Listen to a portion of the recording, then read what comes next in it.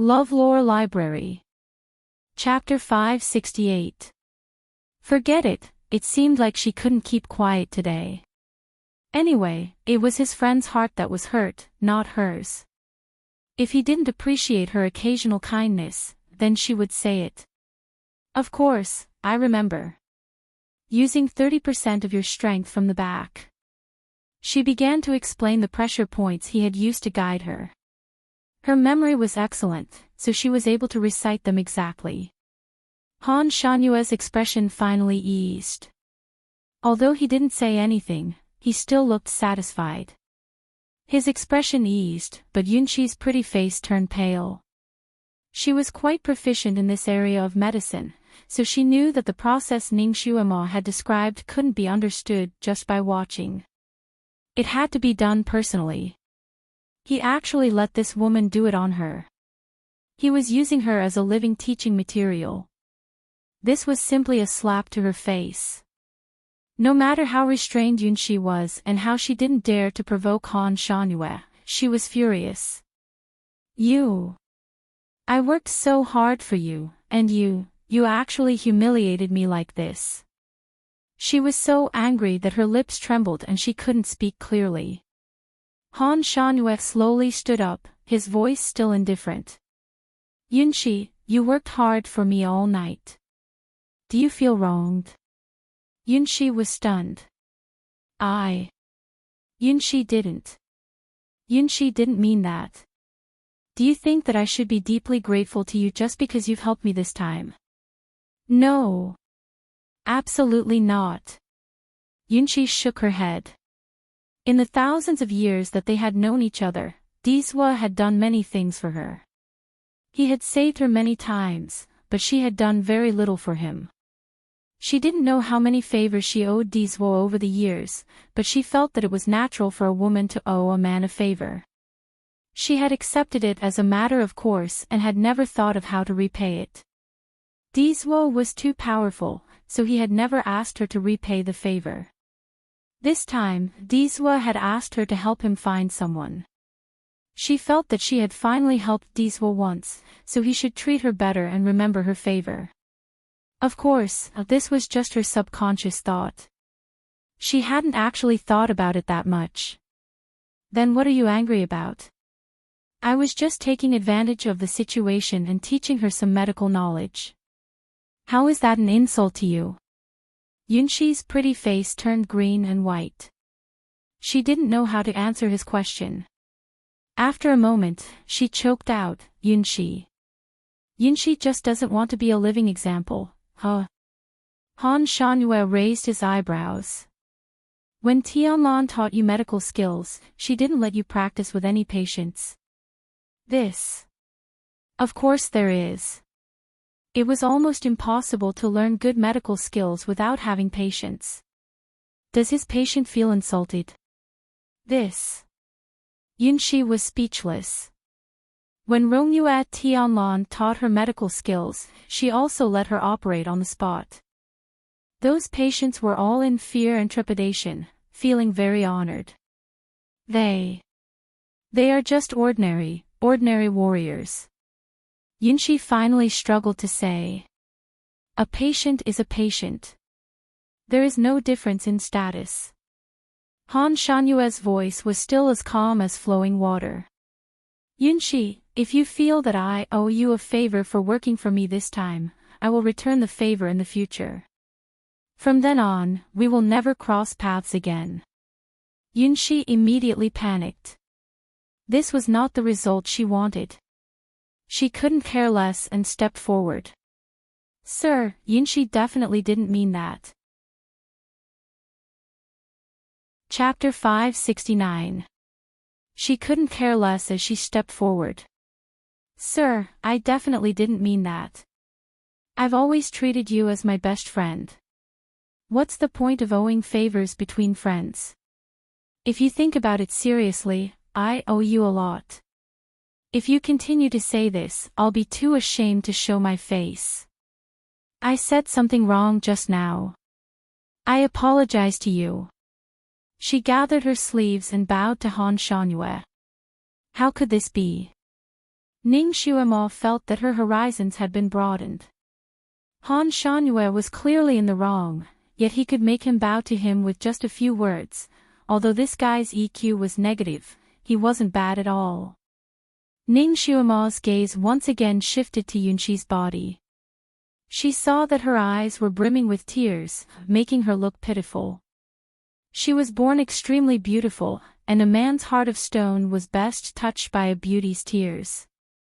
Normally, when a man saw her like this, even if he was furious, he would just let it go. He would even comfort the beauty a few times. However, Han Shangyue was obviously not an ordinary man. He was like an iceberg that couldn't be warmed. Yunqi had already lowered herself to such a low level, yet all she got in return was a grunt from him before he ignored her. Instead, he picked up Ning Xuemo, who was watching calmly from the sidelines. Ning Xuemo wasn't worried that he would carry her. She was stunned. I can walk by myself.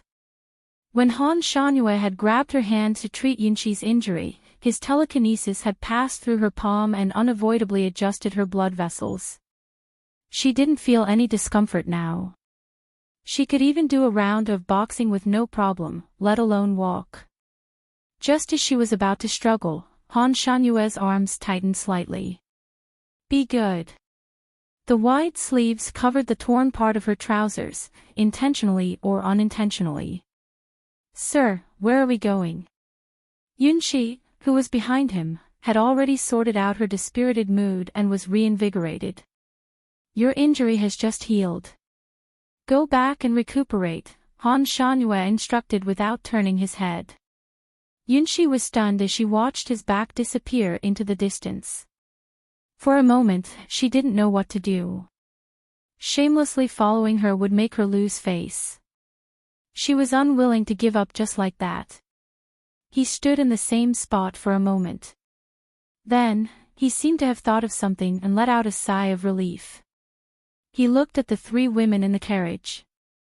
A moment later, she undid the bewitching spell on the three women. Where are you taking me? Ning Xuemo was also puzzled. He seemed to be addicted to hugging her and was still hugging her at this time. Didn't you want to get rid of the disguise yourself? Weren't they looking for an inn? Han Shanyue asked. Alright, so he was carrying her to the inn. At this moment, the sun had already risen high up in the sky. Pedestrians began to appear one after another on this road. Some were riding horses, some were sitting in sedan chairs, and some were walking. When these people saw Han Shanyue and his group, they all stopped to take a look. It couldn't be helped, this combination looked too strange. An otherworldly man was hugging an old lady in tattered clothes with a face full of wrinkles. Beside them was a majestic little Qilin. Along the way, Han Shanyue had received a lot of attention. He was already used to such gazes and acted as if nothing had happened. He seemed to be strolling leisurely, looking very lazy and leisurely. Ning Xuemo, who was in his arms, suddenly burst out laughing. Han Shanyue looked at her strangely.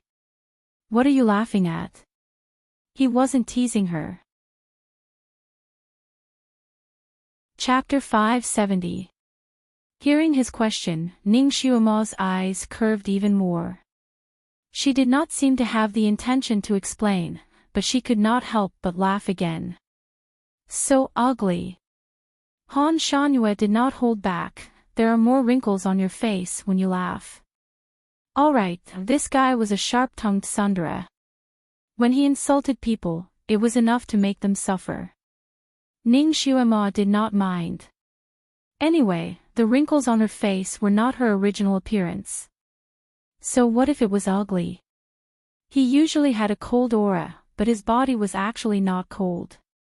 Ning Xuemo felt very comfortable being hugged by him. There was an indescribable light fragrance on his body.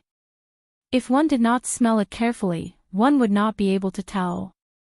However, it was refreshing and calming. Ning Xuemo snuggled in his arms and felt a little sleepy. She felt as if she had slept in this embrace before. Why were you laughing just now?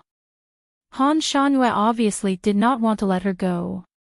I was laughing. Ning Xuema looked up at his face and said leisurely, I was thinking that if you hugged me like this, in the eyes of outsiders, they would probably think that you were hugging your mother and praise you for being a filial son. Han Shanyue was speechless. He almost threw her out. Old mother. He had a faint smile on his face and his tone was cold. Ning Xuema lifted her arms and hugged his neck, appeasing him. I'm only saying that in the eyes of outsiders who don't know the truth. It's not like I'm really your mother. You're the one who asked me, so I told you my true thoughts. You can't be so petty and get angry just because of this, right? This posture was supposed to be the posture of a blooming orchid, but Han Shanyue looked at her wrinkled face and did not feel anything good about it. He pulled her arms away from his neck and looked at her with a faint smile. Are you acting coquettishly in front of me? Ning Xuema was stunned. Before she could say anything, he continued, an old woman acting coquettishly in front of a young man. Do you know how scary your image is? Ning Xuema was speechless. She seemed to have been hit by his words and subconsciously defended herself. I am not an old woman. I'm only 13. You're not a young man. You just look a little younger, but you're actually much older than me. I'm afraid you're more than old enough to be my grandfather. Why was this girl so concerned about his age? However, with his age, he was more than old enough to be her ancestor, let alone her grandfather. He was a little lost in thought, but he didn't argue with her. He just said, then you can call me Grandpa from now on. He absolutely could not accept this. Ning Xuema laughed. Although you are old enough to be my grandfather, calling you Grandpa makes you sound old. It doesn't fit your image. I'll just call you Guru. Ning Xuema finally thought of the most suitable title. This title couldn't be more appropriate for him. God. Han Shanyue's eyes flickered, and his tone was somewhat unpredictable, you know. He changed his words, don't you always like to call me Great Master? Why did you change it to Guru? Did she know something? Ning Xuema didn't notice the slight change in his tone. When she heard his question, she casually said, Guru is a title for those who are super powerful, super strong, have a high status, and have a high status. It's most suitable for you. So that's what Guru meant. She really had a lot of strange words. Han Shanyue's tone was faint, as you wish. Guru, how did you know that there was something wrong with the carriage? Chapter 571. Great Master, how did you know that there was something wrong with the carriage? She thought that he didn't notice it at all and just passed by it. This carriage passed by me before. There were originally 8 people in the carriage and 1 coachman outside. Now that the coachman is gone, the 8 people in the carriage have become 5. Han Shanyue said slowly. Ning Xuema stared at him with her eyes wide open. At that time, the carriage had just passed by him, but he remembered so many things. He was indeed a great master. And then, just based on this, he could tell that she was in the carriage.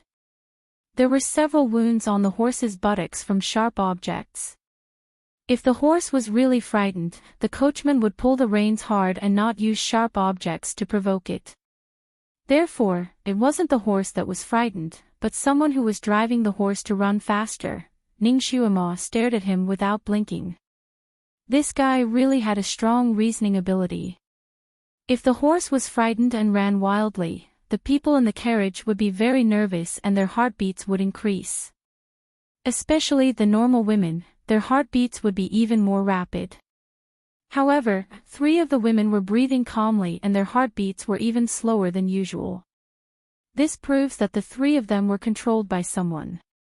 And the only man in the carriage had a rapid heartbeat, which proved that he had just run wildly. His heartbeat was rapid and strong, and his breathing was long, which proved that he was a highly skilled martial artist. If he was in the carriage just now, the horse wouldn't have been frightened and would have been controlled by him in an instant. He wouldn't have allowed a woman to drive the carriage while lying on her stomach. This is enough to prove that he was the one who chased after the carriage. The carriage didn't lose control, but it was driven away by someone, and the person who was escaping was that man. Ning Xuema was speechless. She had nothing to say. There aren't many people who can escape from such a person, and you are one of them. If I'm not wrong, you must have thought of a way to trick him off the carriage, and then you took him by surprise and escaped with the carriage. Is that so? He said it as if he had seen it with his own eyes. Ning Xuema gave him a thumbs up. Guru, even if you don't want to be a guru, you can still be a detective. Han Shanyue's eyes flashed with a hint of a smile, then he slowly opened his mouth. This carriage was originally going out of the city. You clearly knew that with his martial arts, he could easily catch up to you, but you still chose to run wildly. It should be because you saw your savior. At that time, when I passed by you, although I did not notice you, you saw me, right? The person you should be asking for help should be me. Am I right? He had seen through it all. Ning Xuema sighed. Xuema has nothing to say. The Almighty had guessed correctly. Since you've already seen through this, why did you wait for a moment before suddenly attacking? She thought she was completely ignored by him. Is there a need to doubt? If I were to act rashly while he was in the carriage, he would definitely use you as a hostage. Naturally, we have to wait for him to come out and attack him when he is unprepared. The Almighty's strategy was indeed well executed. Ning Xuema was completely convinced by this point. Although you ran away from me, you still trust me in your bones, isn't that right? Han Shanyue's words suddenly came from the sky. Ning Xuema was speechless. She had forgotten about this. Because of his words, the harmonious atmosphere between the two of them became a little awkward. Ning Xuema couldn't help but ask, why me? Chapter 572. I've already answered this question before. There's no need to repeat it now, Han Shanyue said faintly. However, his answer back then was obviously perfunctory. She didn't believe that he was destined to be a loner. He had said that he only needed a concubine. Given the Almighty's abilities, he probably didn't choose a concubine just to satisfy his lust. Could it be that he was actually missing a shield? A shield to shield him from women. The more Ning Xuema thought about it, the more she felt that her deduction was reasonable. She could already see the relationship between this Almighty and Yunshi. It was a classic scene of falling flowers falling in love with the heartless brook. Yunshi liked this Almighty, but the Almighty only treated her as a friend. However, Yunshi didn't give up and finally started to pursue him. This annoyed the Almighty, but he didn't want to fall out with her. Therefore, he chose a concubine by his side to make her give up. Then, whether he hugged her or deliberately used Yunshi as a living example, could it be that it was all to make Yunshi angry? That was possible. After all, this Almighty didn't usually like to get close to people. Back then, she had only kissed him as a joke, but he had slapped her on the street. Later, he had suddenly changed and mysteriously appeared at the royal banquet. He had even hugged her and played the pipa, forcing her to marry him. That was probably the reason. She had offended him before, so he didn't feel guilty about using her as a shield. Plus, he knew that she didn't like him. Even if he dumped her in the future, she wouldn't pester him. Plus, she was just an ordinary person. Even if she wanted to pester him, she would probably be tortured to death by him at any time. She wouldn't cause him any trouble. Ning Xuema glanced back through the gap between Han Shanyue's arms. Yunshi was still standing there in the distance. Her figure looked a little bleak. She had obviously suffered a blow. For some reason, Ning Xuema suddenly felt a little uncomfortable. She smiled and asked casually, Almighty, you don't actually want a concubine, but a shield, right? Ha! Han Shangyue raised his eyebrows. He didn't seem to understand where her deduction came from. You don't love me, do you? Ning Xuema asked again. Han Shangyue paused and looked down at her. After a while, he replied, I will not love anyone. Right? She guessed that was it. Then your excellency chose me to be your concubine because you wanted me to be your shield, right? Ning Xuema finally asked the question that had been hovering in her mind. When she asked this question, she couldn't help but hold her breath. Han Shangyue was taken aback for a moment, then said lightly, Is that what you think? That's right. Otherwise, I really can't figure out why you're forcing me to marry you. You clearly know that I don't love you. Ning Xuema blurted out the last sentence. After she finished speaking, her heart skipped a beat. Han Shanyue's footsteps paused again. His aura seemed to have cooled down. He said indifferently, If that's the case, then you've guessed correctly. I will only treat you as a shield. You must remember this. Everything seemed to make sense now. Him marrying her as a concubine had nothing to do with love. Ning Xuema seemed to heave a sigh of relief. She looked at him and said, I can be your shield, but I have a condition. Since everything was out in the open, she would first be a villain and then a gentleman. She would state all her conditions to maximize her benefits. Chapter 573. Han Shangyue glanced at her again, say it. Ning Xuema looked at his expressionless face and thought for a while. She organized her words and simply stated her condition, I can be your concubine in name and be responsible for dealing with all kinds of women for you, but you and I don't have to consummate our marriage. We don't have to sleep together. What do you think? Han Shangyue was speechless.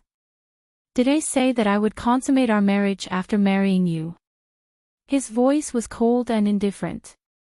It turned out that he didn't intend to consummate their marriage. That was great. Ning Xuema let out a sigh of relief and smiled. Great God, are you saying that you agree to my conditions? Han Shangyue looked at her smiling face and didn't know why he felt that it was particularly irritating. I won't consummate my marriage with a shield. He glanced at her again, even if you want to, I won't allow it. Ning Xuema sighed in relief again, it's great that you can think this way. If she knew that he would think this way, she wouldn't have run away. He used her as a shield and she could become stronger under his wings. When she had a certain level of strength, she would be able to make her own way. The sea is wide and the sky is high and the birds can fly. I can beat up whoever I don't like. I can make the whole world bow down to me. Ha ha ha. Instead of being chased by all kinds of people like a rat running across the street, constantly walking on the edge of danger and almost having sex with the king of hell a few times. Oh right, I'll be your shield concubine. Although I'm still pure, outsiders don't know. If you don't need me in the future, I'm afraid it'll be difficult for me to marry again. My future is bleak, she still wanted to marry someone else. Han Shangyue raised his eyebrows and looked at her, so. He seemed to be suppressing something and his voice was a little dull. So you have to compensate me. Ning Xuema answered matter-of-factly. What compensation do you want? Find a good husband for you in the future. This was the first time someone bargained with him like this, and this girl was always the exception. Han Shanyue's voice was a little cold. That won't be necessary. There's no need for you to worry about my marriage. Great God, you see, I'm the heavenly lone star that you personally conferred upon me. I'm like a rat that everyone wants to beat up. If I don't have good martial arts, I'll only be beaten up. It's very unpleasant. Why don't Great God teach me some martial arts during this period of time, or give me some elixirs that can quickly improve my skills so that I can have enough ability to protect myself? You want to be my disciple? Han Shanyue interrupted her and went straight to the point. Ning Xuema explained, that's not necessary. Guru, you taught me Kung Fu as a condition for me to be your shield concubine. There's no master-disciple relationship between us. Terms of exchange. Han Shanhua lightly repeated, then have you ever thought of becoming my disciple? I have imparted more martial arts to you. Not only do you have the ability to protect yourself, with the reputation of my disciple, no one on this continent would dare to bully you. Ning Xuema shook her head. I won't acknowledge you as my master, why? He had always been the one to pick his disciples, and no disciple had ever dared to despise him. This was simply. For the first time, Han Shanhua had the urge to laugh. Ning Xuema covered her mouth and yawned. Master-disciple love is the most annoying thing.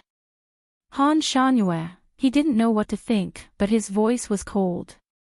I also hate it. What's the relationship between acknowledging a master and master-disciple love? Don't tell me you want to. Ning Xuema interrupted him. Great God, you're thinking too much. I don't want to develop a relationship with you. Then why are you afraid of master-disciple love? Han Shanhua's voice was obviously unhappy. Great God, have you forgotten? I'm still your concubine. If I acknowledge you as my master, wouldn't I be both your disciple and your concubine? In the eyes of outsiders, we're a perverted master-disciple love. Han Shanhua secretly took a breath. So you also have times when you care about other people's opinions. Of course, when it's time to care, I still have to care. Great God, you'll agree to my terms, right? You see, you're only teaching me a part of your martial arts. There's no need for us to be master and disciple. Once the game is over, we can happily part ways. We don't owe each other anything. Game, once they part ways, they don't owe each other anything.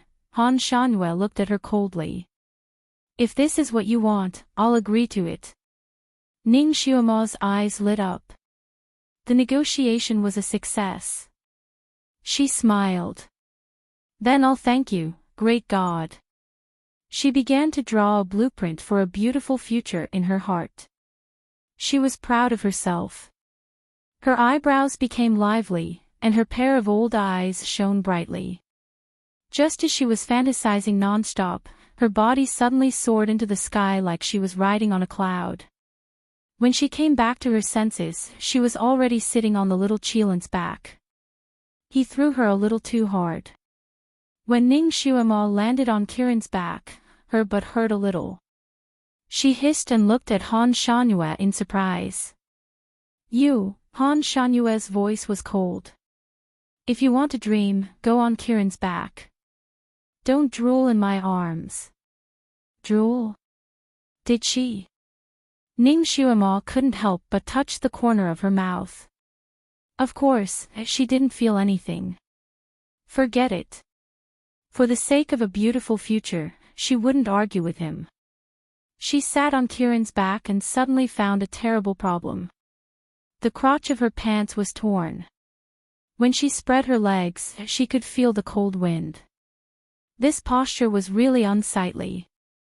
Ning Xuema immediately crossed her other leg over and sat diagonally on the Qilin's back. Because she now had a plan for her future, she felt happy and straightforwardly sang, "Follow my left hand. Follow my right hand in slow motion. This song gives you happiness. Have you fallen in love with me? Follow my nose. Move your eyes and ears. Act good and handsome. Change your style. Youth is too much. Unknown guesses. Growing pains are nothing." She forgot that she had the hoarse voice of an old woman. Her singing was like a broken gong, and she was shocked when she sang. Her howl also attracted the attention of passers-by.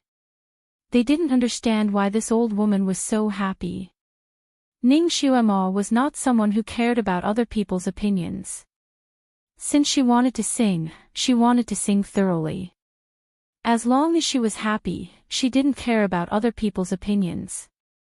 So she was still singing happily. Her two little feet swung on Kirin's back.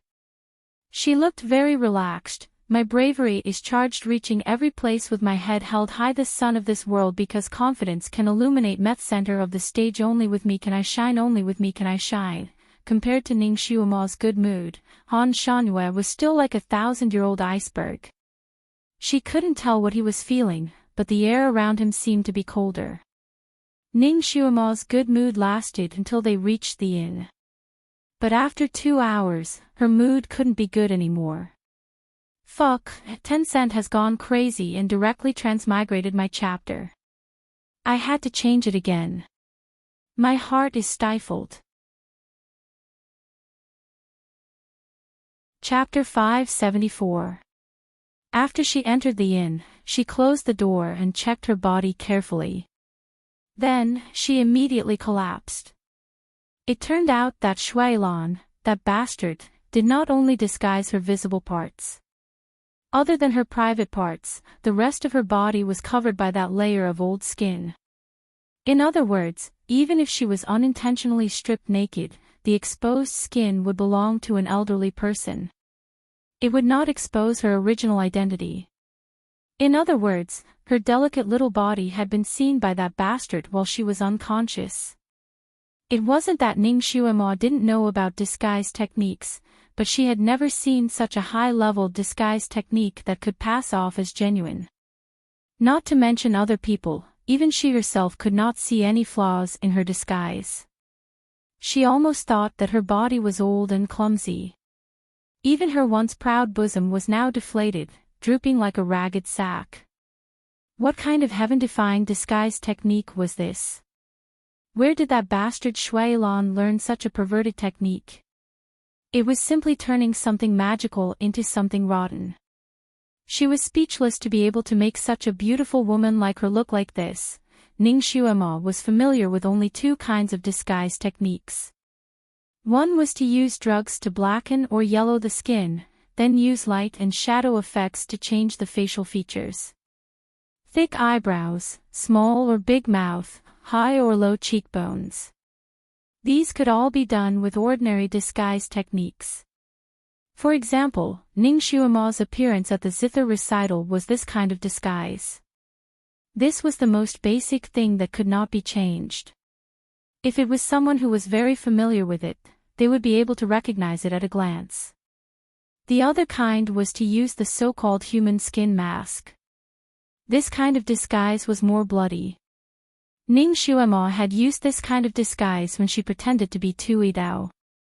Although this kind of disguise could make one look like a completely different person, the facial expression was still stiff. It could only be fooled under the dim candlelight. But once it was exposed to the bright sunlight, it would immediately make people see that something was wrong. Ning Xiaoma thought that there were only these 2 kinds of disguise techniques in the world. Now, she finally saw another one, and it was from herself. She looked at her loose skin and took the scalpel that she had prepared beforehand.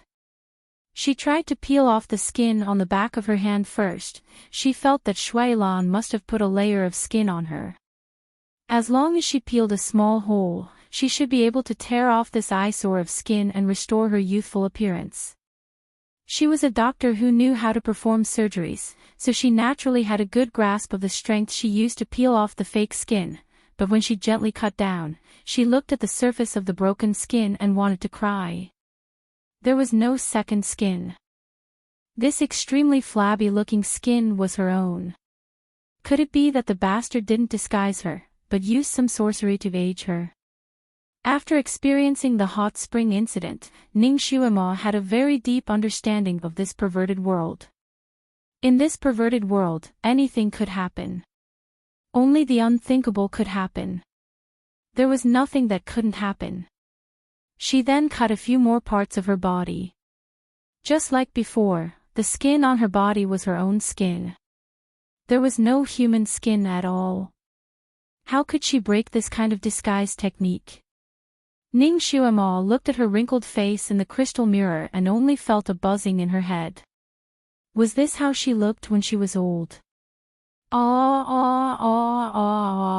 She was only 13 years old. Chapter 575. Ning Xuema was only 13 years old. Was it really okay to let her see her old appearance? Was it really okay? Wasn't this too much of a challenge to her mental endurance? Ning Xuema locked herself in her room and tried all kinds of methods over and over again, but to no avail. She even took the medicine to restore her voice, but her voice was still very old and broken. Even if a person like Han Shanhua were to stay in an inn, he would stay in the best and most luxurious one. Moreover, it had to be clean and spotless. Everything had to be wiped clean, so even a fly would slip on it. Of course, the place he stayed in would definitely not have flies. In fact, there was not even a mosquito's wing in the entire inn. It was so clean that it was as if it had been thoroughly cleaned by water. Ning Xuema was actually very puzzled by his connections and methods. She had obviously decided to stay in the inn on the spur of the moment, but Han Shanhua had the means to let her stay in such a clean and high-class room after entering the city. Ning Xuema stayed in the room closer to the inside. The facilities in the room were almost comparable to the ancient version of the presidential suite. Everything that she needed for daily life could be easily obtained. She even took a medicinal bath. Of course, it did not help her skin recover at all. Ning Xuema was doing her best in the presidential suite. Han Shanhua sat at a table downstairs and drank tea. He did not need any staff. The tea set, teapot, and tea leaves were all brought by him. Even the few plates of desserts on the table were not from this inn. They were exquisite and small, and each piece of dessert was filled with a cultured aura. There was no one else in the inn. It was obvious that he had booked the whole place. The shopkeeper and staff were all in a safe corner, pretending to be invisible. They did not dare to make a sound. Of course, they were happy to be free. The money that Mr. Han gave them was enough to cover half a month of their inn's income. And he only booked it for a day. Tomorrow, they would be able to operate as usual. Why not? Money could make the devil turn millstones. Moreover, the one who paid was this Mr. Han, the new heavenly master of Chongkong country. Even if he did not pay, just the fact that he could stay here for a day was enough for them to show off. In the future, their inn's reputation would be even greater, and customers would come rolling in. Thus, these people treated Han Shanhua, the god of fortune, with an extraordinary amount of respect. They would do whatever he ordered them to do, and each of them carried out his orders more effectively than an imperial edict. Kirin was lying at Han Shanhua's feet, dozing off with his eyes closed. It originally wanted to follow Ning Xuema upstairs, but Han Shanhua's gaze froze it back. But it didn't want to go anywhere else. He decided to just lie there and watch Han Shanhua brew tea. Chapter 576. Kirin suddenly opened its eyes and stared at Han Shanhua, the culprit. What are you doing? Not giving it tea and not allowing it to sleep. This is too inhumane. Do you really think you are a cat? Sleeping like a cat? Han Shanhua looked at it coldly. Kirin looked at its sleeping posture. It really did look like a cat. It seemed that Han Shanhua was very dissatisfied with its cat appearance and often used words to provoke it. Kirin did not want to argue with him, so it changed its position and lay on its side on the floor like a sleeping tiger. But it did not expect that just as it was about to fall asleep, it was kicked in the butt again. Under Kirin's angry eyes, Han Shanhua said lightly, "Are you the king of beasts, the Kirin? Or the tiger, the king of beasts? Don't you feel embarrassed sleeping like this?" Kirin held back for a moment. It actually wanted to bite this troublesome Master Han. But it was not his opponent. Lying on its stomach was not okay, lying on its side was not okay, so it might as well lie on its back. Isn't this how humans sleep? So Kirin simply turned its body over and slept with its limbs facing the sky. This position was not very comfortable for it. It took a long time for it to get used to it. Before it could fall asleep, Han Shanyue kicked it again. Are you sleeping like a corpse? The little Qilin was simply furious. How did he dislike its sleeping posture? He was obviously looking for trouble. It stared at him angrily. What do you want? I can't do this, I can't do that, how do you want me to sleep? Han Shanyue raised his hand and drank a mouthful of tea. You dare to talk to me? This sentence was obviously threatening and even had a hint of coldness. Kirin felt a chill in its heart. It seemed that it could not afford to offend this person. The scales that stood up because of anger slowly calmed down. It muttered, then how do you want me to sleep? You are a Kirin. Do you need me to teach you how to sleep? Han Shanyue asked back. Kirin wanted to slap him with its claws. It never thought that sleeping was such a difficult choice.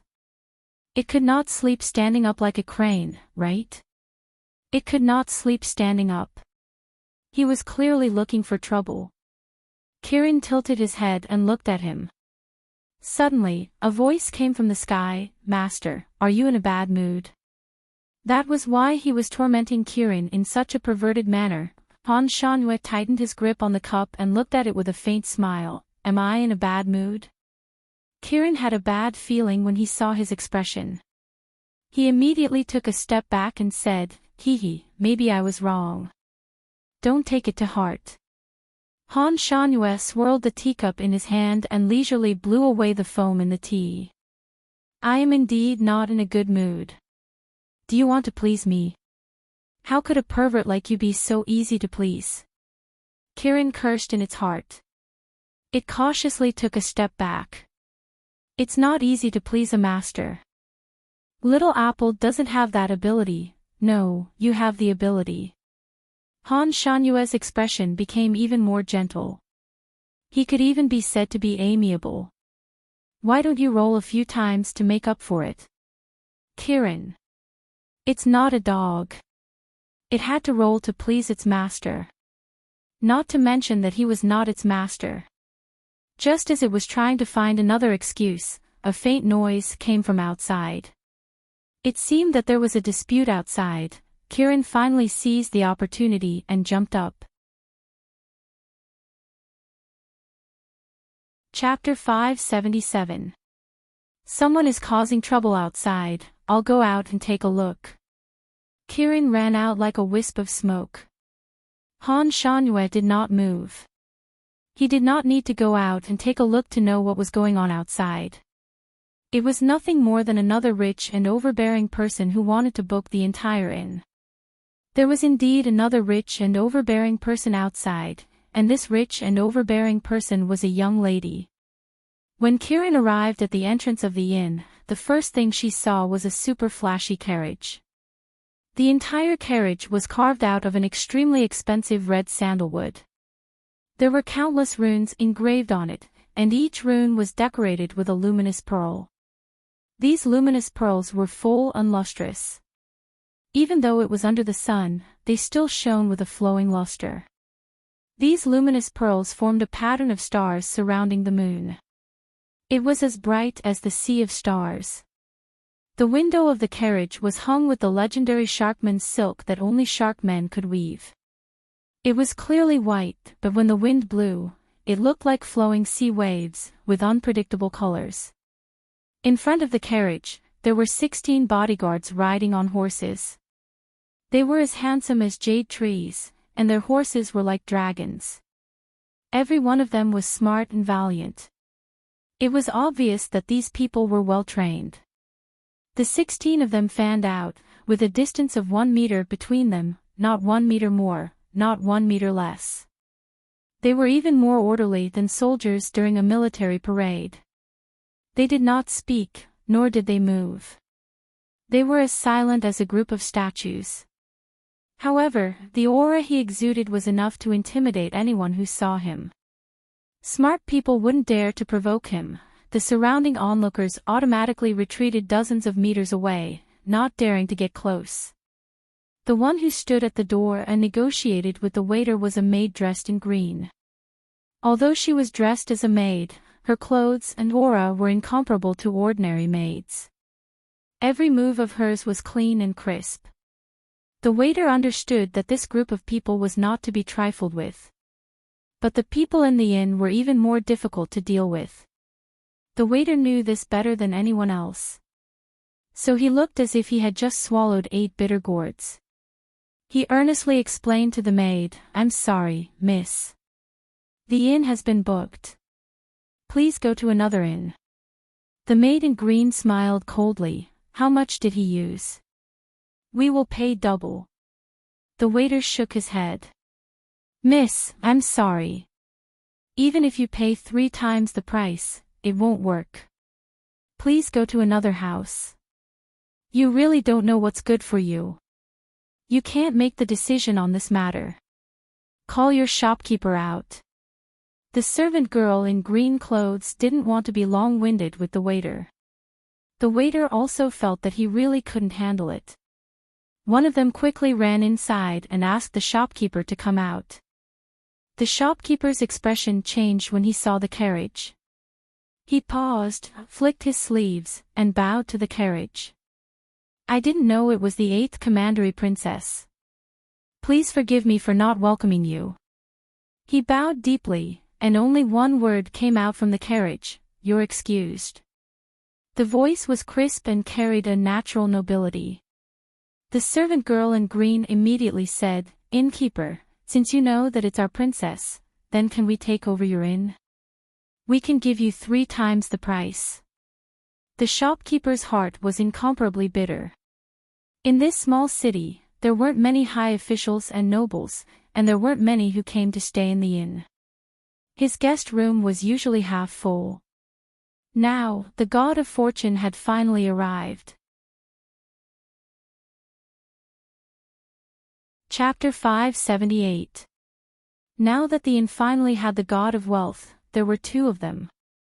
Neither of them could tolerate the other. It would have been better if they had split the trip into 2 days. Now, he had to give up on one of them.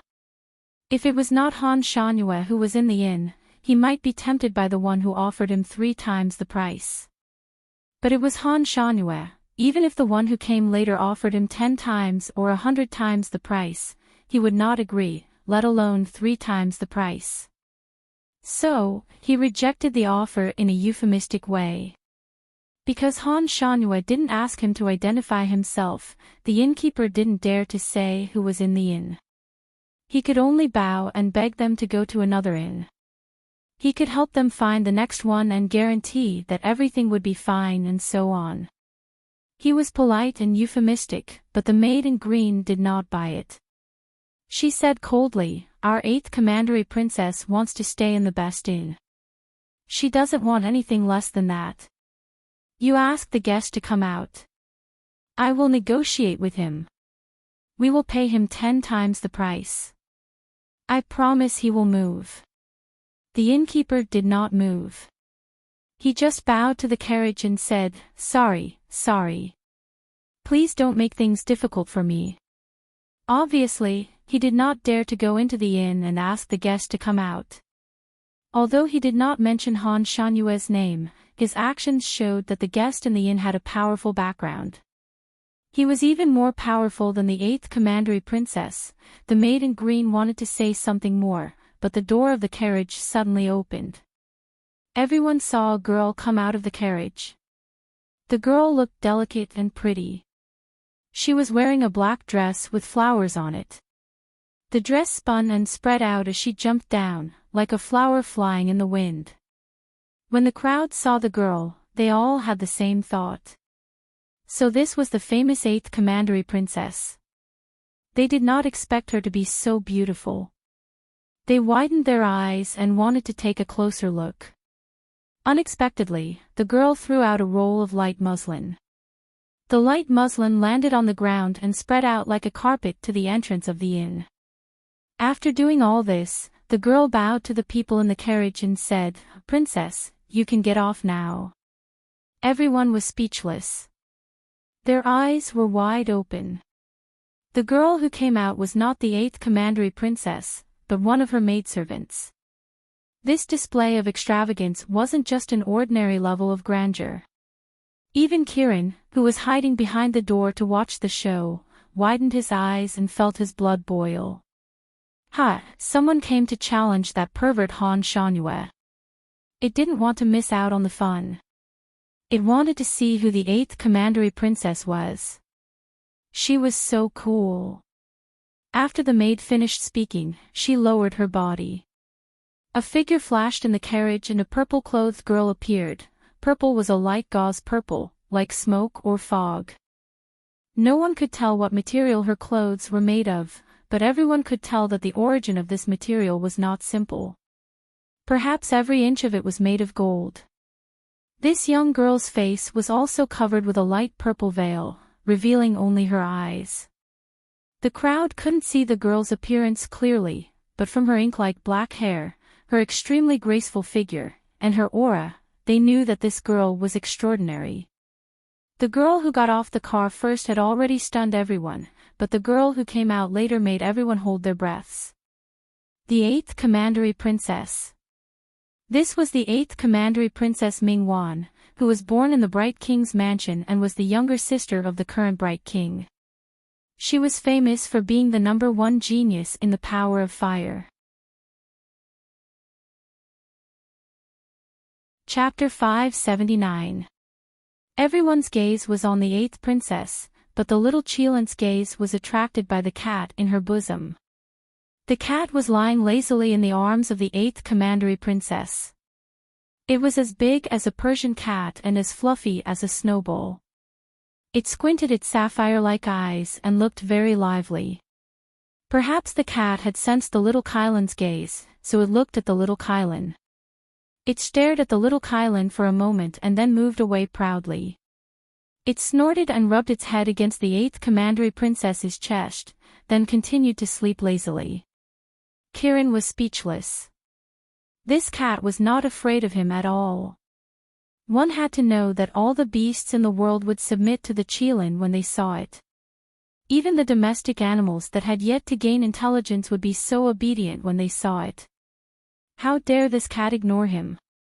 The 8th Commandery Princess jumped up and gently stepped on the maid's back. Then she landed on the ground leisurely. She walked into the shop and said, "I'm going to talk to that customer." She had a kind of aura, an aura that no one dared to disobey. Moreover, as soon as she got off the carriage, the 16 bodyguards automatically surrounded her and escorted her into the store with large strides. The shopkeeper did not dare to stop her. Even if he wanted to, he could not get close to her. He complained in his heart and said, "8th Commandery Princess, please wait. You really can't disturb that person, it was time for a fight." It was time for a fight. Someone was going to challenge Guru Han. Little Qilan was in high spirits and followed behind the crowd. When it came out to watch the fight, it shrunk itself to the size of a poodle to avoid being too shocking. It had been hiding in the dark so no one noticed it. However, the cat in the arms of the 8th Commandery Princess stared at it several times. In the hall, Han Shanyue was still drinking tea. When the 8th Commandery Princess and the others came in, he did not seem to hear them at all. He poured and drank by himself, enjoying himself. The crowd saw him as soon as they came in, and then they all stopped in their tracks. In the hall, the aroma of tea rose in spirals. The aroma was faint, and in the rising tea mist, a white-clothed man sat faintly. They couldn't see his features clearly, and they couldn't even see his figure clearly.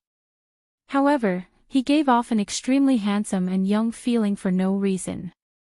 More importantly, the aura that surrounded him was like the clouds floating in the sky. He didn't seem like someone from the mortal world. He was just sitting there, doing nothing. He didn't even look in their direction, but everyone who came in was as silent as cicadas in winter. They didn't even dare to breathe loudly. There seemed to be faint music playing in the hall. How could this be the hall of an ordinary inn? It was more like a legendary immortal's cave.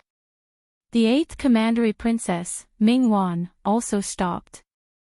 She looked at Han Shangyue with a complicated expression. She finally understood why the innkeeper did not agree to drive away the guests. No one in the world would dare to chase away this guest, so it is Heavenly Master Han.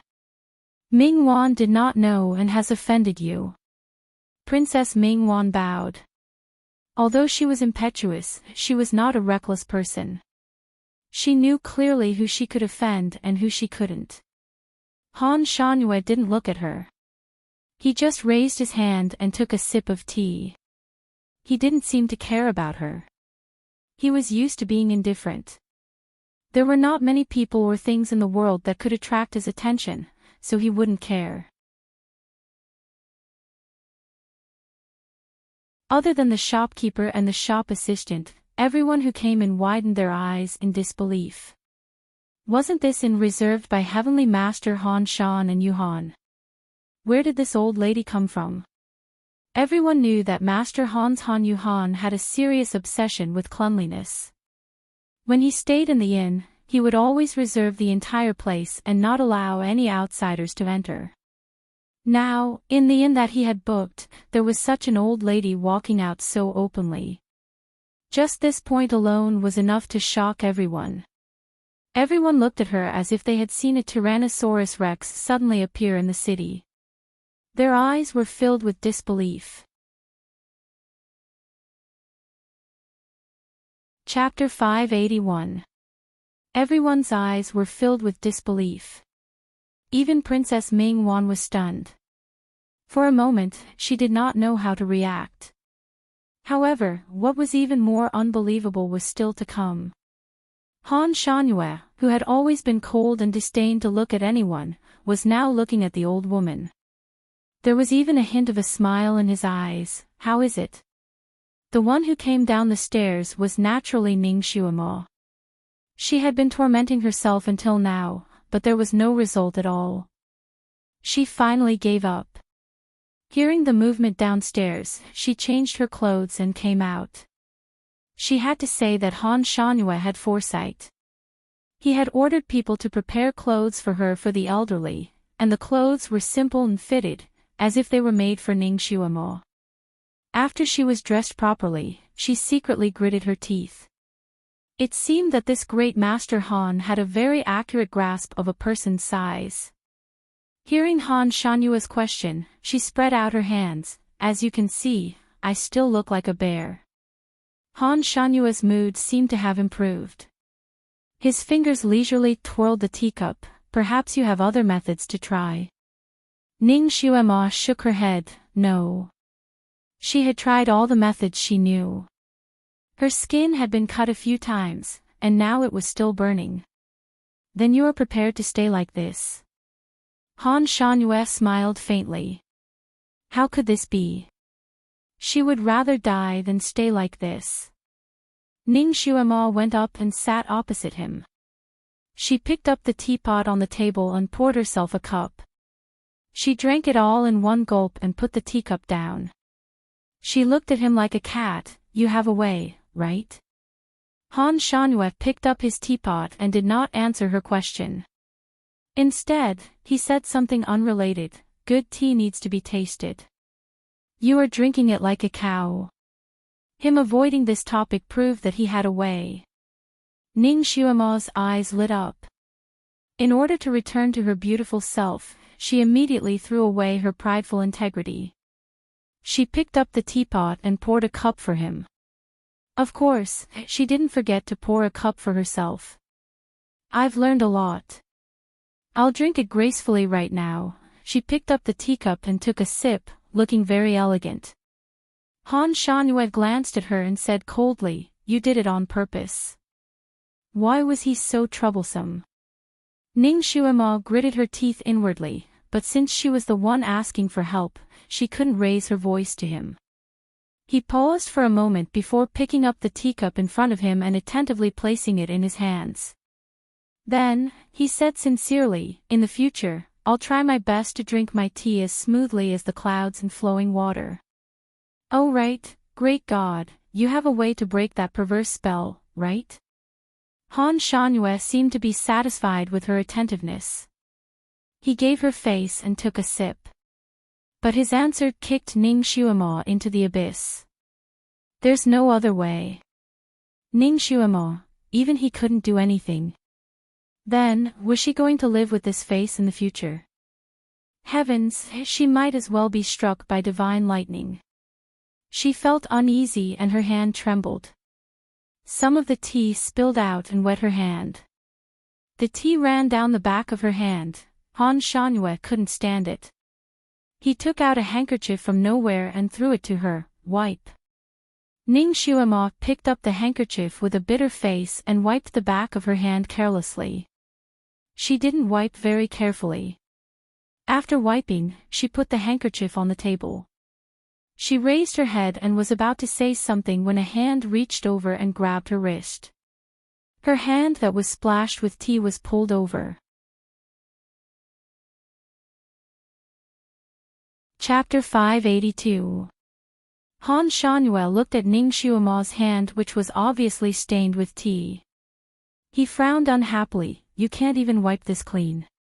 Then, he took out a handkerchief and wiped her hand carefully.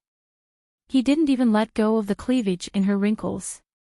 He was a clean freak, so he wiped Ning Xuemo's hand until it was much cleaner than if it had been washed with soap. He even wiped the age spots on the back of her hand until they turned red. He only let go of her when he was sure that her hand was clean. Then, he slowly added, I can't cure it, but it doesn't mean that I don't know who can cure it. This bastard was simply taking a breather. Ning Xuemo's heart, which had sunk to the bottom of the abyss, was pulled out again. She decisively hugged one of his arms. Guru, then take me to find this person. Han Shangyue retracted his arm in disgust. Don't touch me. Her face was full of wrinkles and acting cute to him made his hair stand on end. However, his mood was inexplicably better. Ning Xuemo was irritated by his disgusted expression. You don't want me to touch you because you think I'm ugly, right? If you don't take me to find him, I'll just disgust you. She rushed forward and held his hand again. She sincerely discussed with him, Guru, you are my future husband. If I keep looking like this, I'll embarrass you, right? So, you have to find a way to cure me as soon as possible. Bang! The sound of something falling to the ground was heard. Ning Xuemo looked back and saw that everyone was collectively petrified. Even the 8th Commandery Princess, who was smooth and slick in dealing with people, looked as if she had been struck by lightning. Her maid was so shocked that she dropped the box in her hand. The lid of the box was opened, revealing the 1,000-year-old Chinese knotweed inside. Ning Xuemo finally realized that there were so many people watching. She calmly went forward and picked up the Chinese knotweed. Although the box fell to the ground, the Chinese knotweed was still intact. Not a single strand of hair was missing. The other maid was still holding the box with the 1,000-year-old blood Ganoderma lucidum. Ning Xuemo took it and looked at it. She was sure that it was genuine. She immediately smiled and patted the 8th Commandery Princess's shoulder. Your suggestion just now was very good. I agree on his behalf. The 8th Commandery Princess finally came to her senses. She looked at Ning Xuemo with a complicated expression and said, Senior, her mind was in a state of dizziness as if she had been struck by lightning. In her mind, she was still desperately thinking, Heavens, this old lady is actually the godlike Honorable Master Han's wife. This old lady was actually Master Han's wife. It was too horrifying. It was too shocking. She definitely wouldn't believe it if someone else said that. But now, she saw it with her own eyes. Moreover, this Master Han who was difficult to approach was very special to this old lady. He actually allowed her to get so close to him and even wiped her hands for her. Oh my God, oh my God. Oh my God. What was wrong with the world? Her eyes lit up as if she had seen some gossip. After Ning Xuemo came to this world, she had been addressed by many different names. Little girl, stinky girl, little girl, and so on. It was the first time that someone had called her senior. It made her feel a sense of vicissitudes. She raised her hand to touch her wrinkled face and gently patted the 8th Commandery Princess's shoulder. She smiled kindly and said, "Little girl, the condition you mentioned just now is fair, so we have a deal. We accept your 2 gifts. How many rooms can you live in?" Chapter 583. However, I see that you have quite a number of people and I'm afraid that a few rooms won't be enough. I'm sorry to have to trouble the 8th princess. I have an idea that will allow the 8th princess and your subordinates to live comfortably. Would you like to hear it? Ming Wan was still in a daze and asked subconsciously, "What idea?" Ning Xuema smiled kindly, "We are old and we don't want to be calculative with the younger generation. We might as well let you have the entire inn and let you live comfortably. However, as compensation, you have to agree to a small condition." Ming Wan asked subconsciously, "What condition?" "Why don't you give us your carriage as well? Mr. Han is currently lacking a means of transportation, so your carriage is barely passable. But with a small horse carriage, you can book the entire inn and let Mr. Han give up his seat for you. Isn't that a good deal? Since you don't deny it, does that mean you agree?" This. Ming Wan was still in a daze and did not know what to say. You are indeed a smart and decisive girl. Then you agree." Ning Xuema turned around and waved at Han Shangyue. "Husband," she agreed. "Let's just give the inn to this little girl and find another inn. It's the same." Han Shangyue was speechless. Ming Wan was speechless. 15 minutes later, Ning Xuema was sitting comfortably in the magnificent horse carriage. Ming Wan's belongings had already been moved out of the carriage. However, the interior of the carriage was luxurious and comfortable. Ning Xuema leaned against a brocade couch and felt very comfortable. Han Shangyue sat opposite her, half leaning against the side of the carriage and looked very relaxed. Of course, with his extreme misophobia, although the interior of the carriage was originally clean enough, he still used the cleaning spell to erase all the auras belonging to Princess Ming Wan and the others. Now, the air in the carriage was as fresh as the wilderness after the rain. Just a breath was refreshing. Here, it had to be said that Princess Ming Wan was very understanding and smooth in dealing with people. After she gave her priceless carriage to the Ning Xuema couple in her half-petrified state, although she regretted it so much that she wanted to bleed, she didn't show it on her face. She might as well help them all the way to the end and even gave them a stable boy with excellent driving skills. Now, the carriage was moving on the wide street. The sound of the carriage was crisp and clear, tinkling as it moved forward. Kirin did not dare to transform into a cat in front of Han Shangyue. In order to stay in the carriage, it shrunk its body to the size of a small poodle. It curled up on a brocade stool and finally had a good night's sleep. With its master here, it believed that Han Shangyue would not kick it because of its improper sleeping posture. Ning Xuema was in a good mood because she was out of danger and there was hope for her appearance to recover. Last night, she was carried here and there by Shui Lan.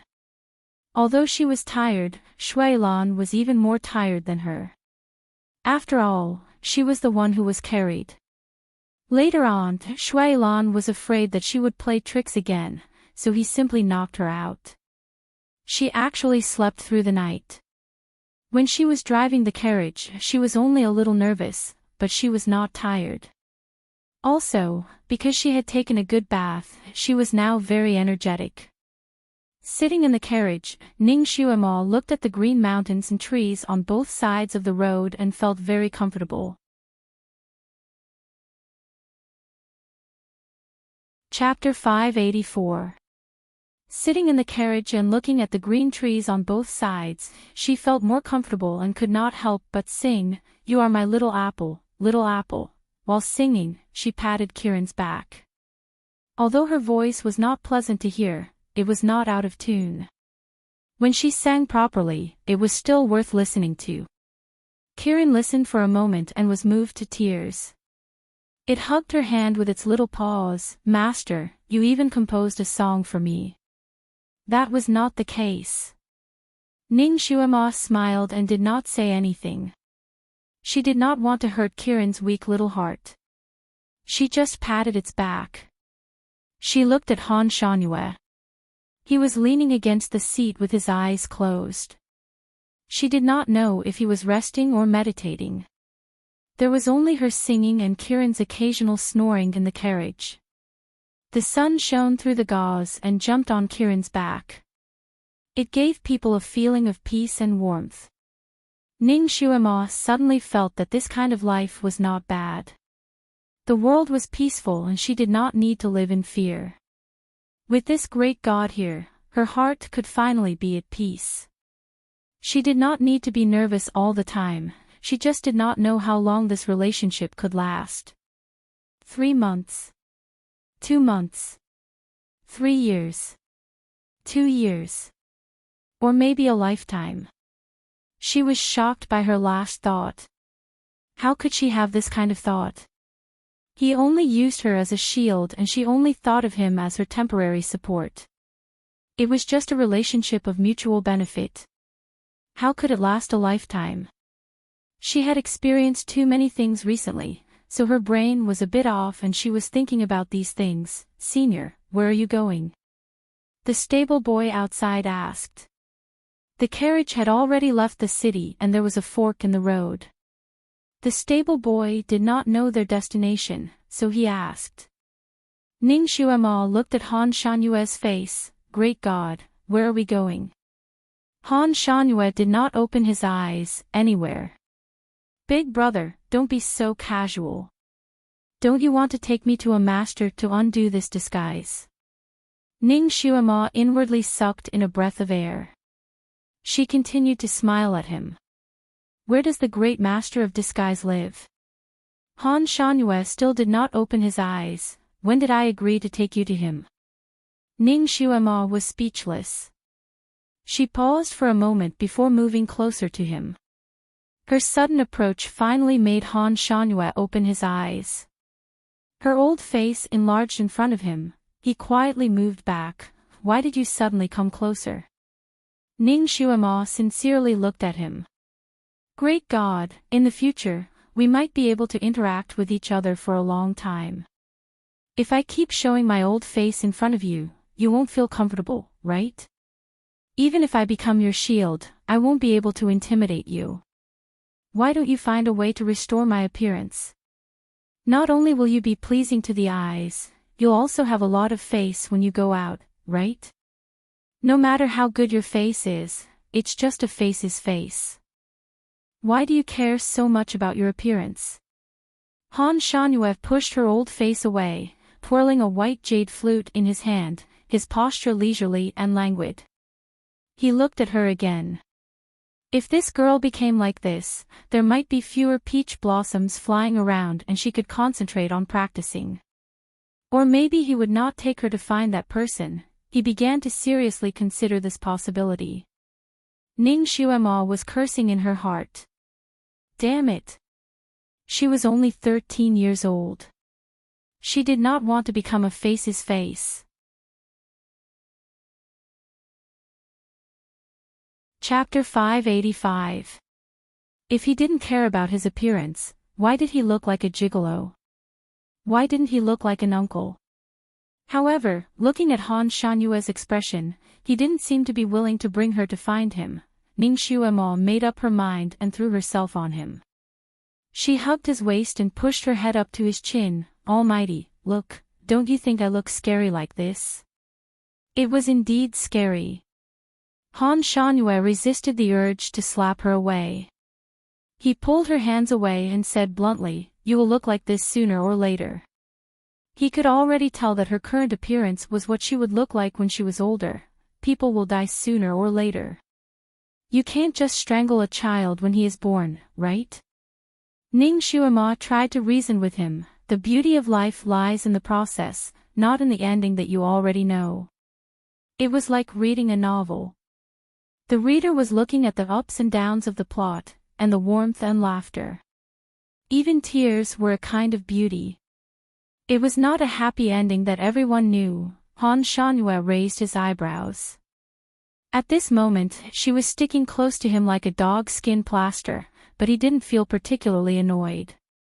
He even thought it was funny when he saw her white head.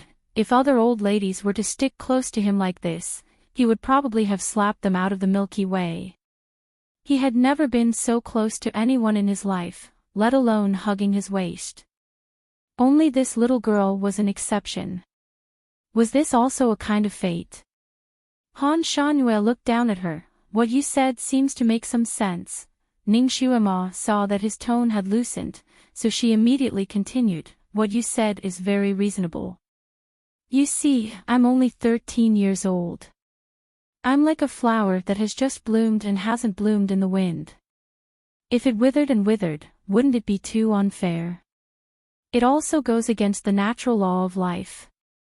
Han Shanhue pushed her face away. Why are you blooming? Attracting bees and butterflies. TSK. When did she attract bees and butterflies? She was always unlucky and despised by all kinds of people, okay? Although she did attract some young masters, it proved that her personality was too charming. Even with the title of being a loner, she could still attract suitors, although most of them were rotten suitors. Wait.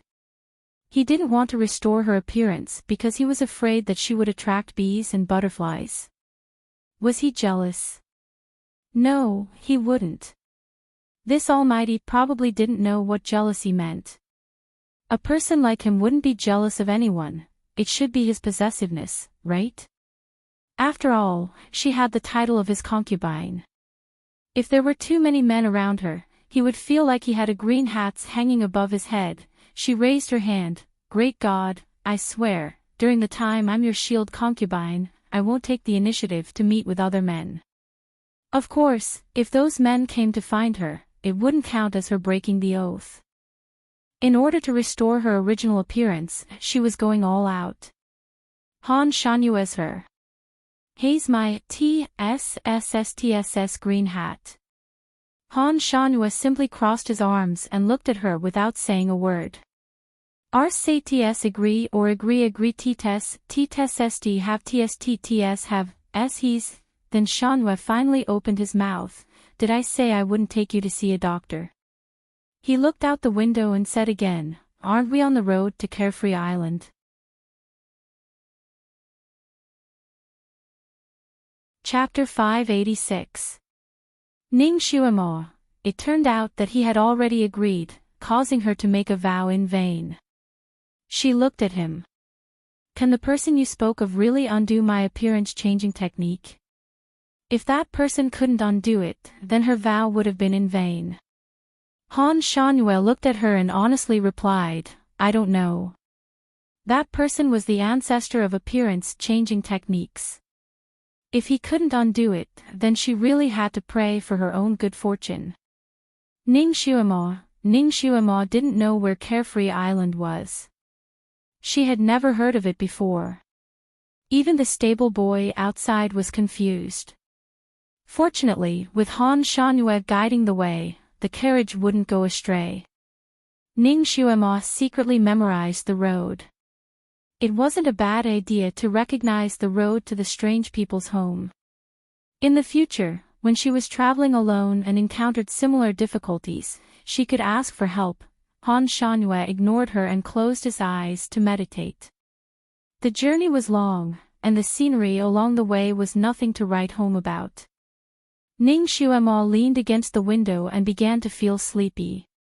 If you're sleepy, then take a rest. I'll call you when we arrive.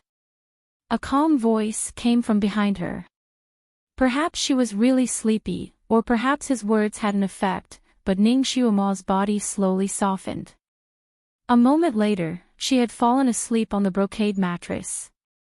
Ning Xuema had a bad habit of hugging something when she was sleeping. The little Qilin was lying not far from her. While she was sleeping, she would pull the unconscious little Qilin into her bosom and hug it as if she was hugging a doll. Kirin nestled in her arms and naturally felt comfortable. It groggily snuggled into her embrace, but before it could find the most comfortable position, its body suddenly tightened. Before it could react to what was going on, its entire body had already flown out of the car window like it was riding on clouds and mist. With a thud, it fell flat on its back. This time, its sleepiness was completely gone. Kieran jumped up from the ground and glared angrily at the departing carriage. Stop! It was a divine beast, the Qilin. It also had a temper when it woke up. It was already angry when it was woken up from its deep sleep, let alone being thrown out like this. Its howl caused the horse pulling the carriage to tremble. It staggered and almost fell down, causing the carriage to jolt as well. Ning Xuema was jolted and rolled around in the carriage. Fortunately, the cushion under her body was thick and soft enough, so she didn't bump into anything. Her body touched something soft and hard. It was warm and had a faint fragrance. She instinctively reached out to hug him. When the thing moved slightly, she hugged it even tighter and muttered, "Be good, don't run." As expected, that thing stopped moving. Satisfied, she pulled the thing into her arms and rubbed her face against it. Only then did she fall asleep contentedly. Han Shangyue lowered his eyes and looked at her. He endured for a while, but in the end, he didn't withdraw his leg. He only coldly sent a message to Kieran, who was almost bristling with anger. "Follow behind. If you scare the horse, I'll put you on it." Kieran was speechless. The waves rolled and crashed against the shore. The sound of the waves was endless. Ning Xuema was woken up by the sound of the waves. When she opened her eyes, she found herself in an awkward situation. Han Shangyue was sitting beside her, and she was hugging his leg like a koala bear. Hey, when did she sleep so freely? Ning Xuema's face was hot.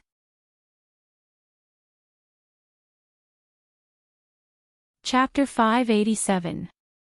Ning Xuema blushed and loosened her grip.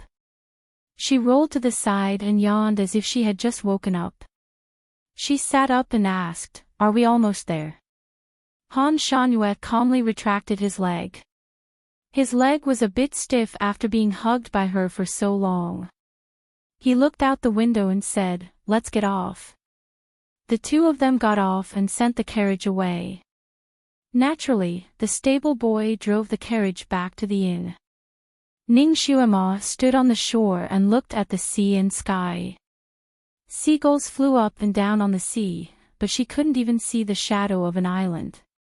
Great God, where is the carefree island you mentioned? Should we hire a boat? Ning Xuema looked around. This place was very desolate and she couldn't even see the shadow of a boat. No need. Close your eyes. Han Shangyue quietly hugged her waist. Ning Xuema's heart skipped a beat.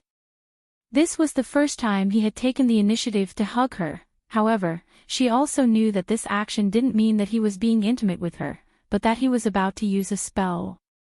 Was he going to fly with her? Or was the place where the master lived extremely secretive and he was afraid that she would recognize the way, so he wanted her to close her eyes? Great God, can I not close my eyes? Ning Xuema actually wanted to see the scenery along the way. Han Shangyue glanced at her and said, "Up to you." He held her with his left arm and his right hand quickly moved in the air. His speed wasn't fast. Ning Xuema watched his movements with wide eyes and silently memorized the steps. His fingertips flashed with white light. The white light gradually took shape like the 8 trigrams. A moment later, the bright 8 trigrams reached the place where the sea and the sky connected. A cloud road slowly extended from the horizon. How magical. Ning Xuema saw the road extend to her feet and couldn't help but step on it. Be careful. Her feet seemed to be pulled by something. The road was like a whirlwind, sucking her in. A 360-degree flip, a 720-degree backflip. Ning Xuema felt as if she had fallen into a high-speed washing machine.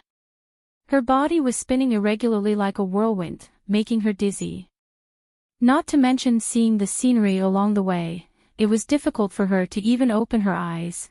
She didn't expect that such a beautiful cloud path would be so fierce after stepping on it. It was as if she was riding a furious dragon. Fortunately, her hand was still in Han Shanyue's hand and she was not swept away. This made her feel more at ease. The only thing that made her feel a little strange was that she clearly saw him rolling around with her, but his clothes were not messed up at all. His expression was also as if he was strolling leisurely, and he did not seem to be in a sorry state at all. After tumbling for an unknown amount of time, her body finally rushed out of the cloud path vortex. She was actually in midair.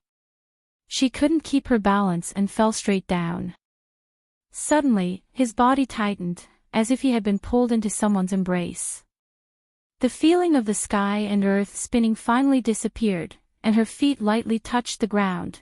Although she stabilized her body, her head was still dizzy.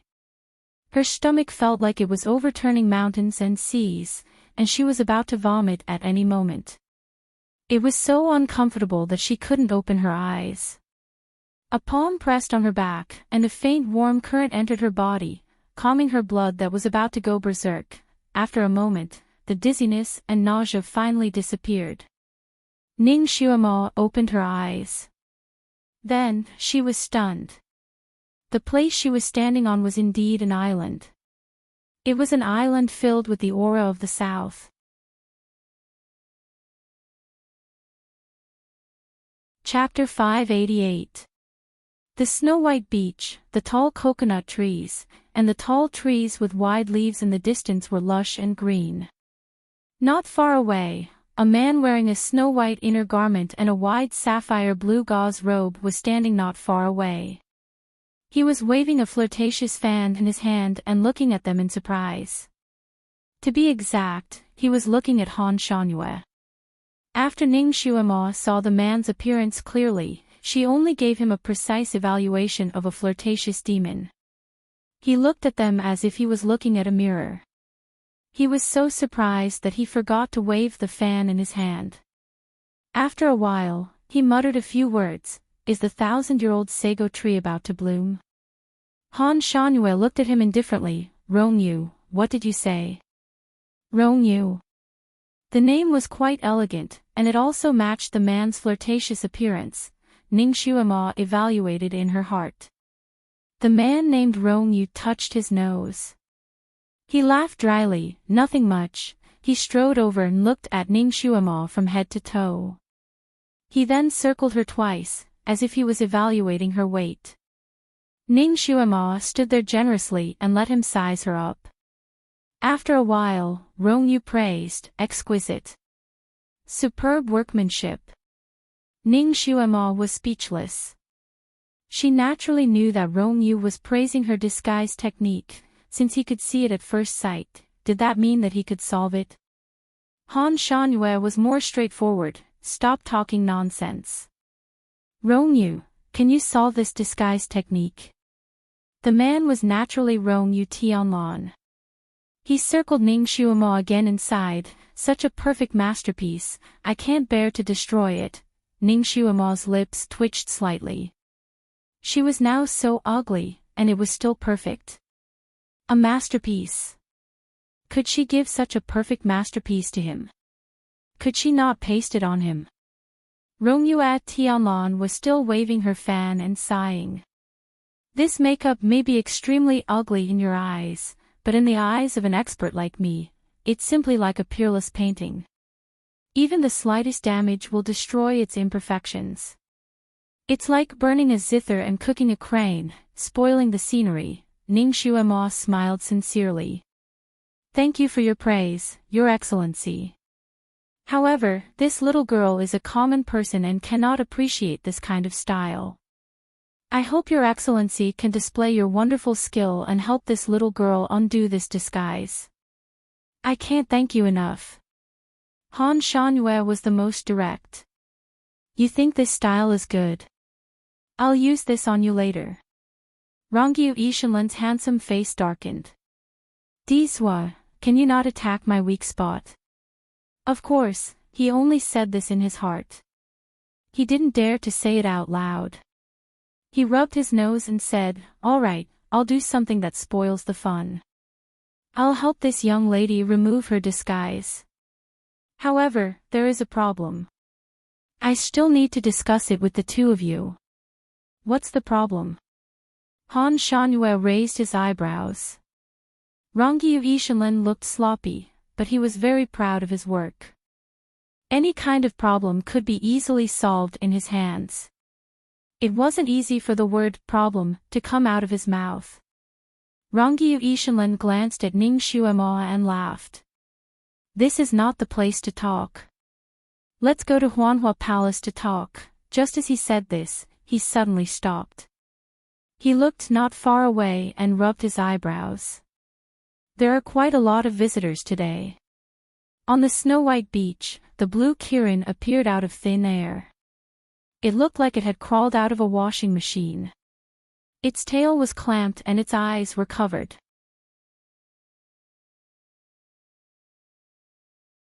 Chapter 589. After it appeared, it staggered a few steps before falling down with a plop. It shook its head and got up, then took another 2 steps before falling down again, as if it were drunk. Ning Xuemo couldn't help but laugh as she saw Kirin's appearance. If it weren't for Han Shanyue's help, she would have fallen even more than Kirin did. Little Apple, how are you feeling? Ning Xuemo walked over to its side. Kirin's 2 claws tightly held onto her. My head is dizzy. That whirlpool was too strong. I fell from the sky. I thought I would be half dead. Ning Xuemo was stunned. She had clearly seen it appear on the beach out of thin air. How did it become falling? She suddenly thought of something. She looked at herself and her heart skipped a beat. Just now, she had been spinning in the whirlpool like that. Logically speaking, her clothes and hair should have been in a mess. But she looked at herself. Her clothes were neat and her hair was not messy. How did she look like she had just spun out of the whirlpool?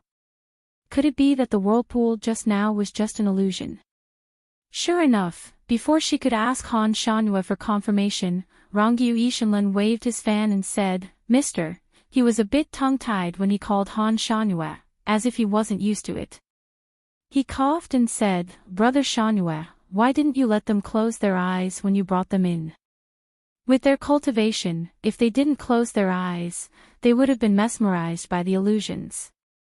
Han Shanyue glanced at Ning Xuemo and lightly said, they brought it upon themselves.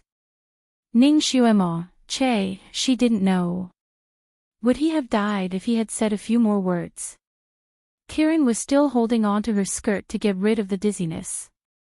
Ning Xuemo was a bit puzzled. Wasn't this little guy a god beast? Why was it dizzier than her? That Rongyu Ishanlin was also a very understanding person. He seemed to understand Ning Xuemo's doubts and explained to her, the enchantment around my carefree island is not something that anyone can casually enter. You have to use your telekinesis to break the barrier when you enter, and it's best if you have someone you're familiar with to hold your hand when you enter, so that you won't feel dizzy. This Qilin beast isn't being held by you guys, but it's following behind by itself. It didn't know how to close its eyes, so naturally, it felt even dizzier. It's already very capable that it didn't faint. It turned out that there were so many Daos. Ning Xuemo expressed that she was enlightened, but at the same time, she glanced at Han Shanyue with disdain. If he had explained things to her back then, she and Kirin would not have ended up like this. Han Shanyue casually turned around and said, let's go. The group of people walked towards the building not far away. A deep thought flashed through Rongyu Ishanlin's eyes. This was the first time he had seen someone talk to Diswo like this, and it was also the first time he had seen Diswo bring someone over, let alone an ordinary person. It was also the first time he had seen Diswo hold hands with someone, and he had even quietly hugged her. He knew Diswo's obsession with cleanliness better than anyone else. When they were playing chess, whenever their fingers accidentally touched, Diswo would use a cleansing technique to clean it. If Yunshi unintentionally pulled on his sleeve, he would also quietly change his clothes. This Diswo, who was so obsessed with cleanliness that even gods and men hated him, would naturally get close to an ordinary girl. Although he had always been cold to the girl, he didn't reject her approach. He even took the initiative to approach her, whether intentionally or unintentionally. Concubine. Perhaps in Diswo's eyes, this girl wasn't as simple as a concubine. He had never heard of anyone's concubine receiving such treatment.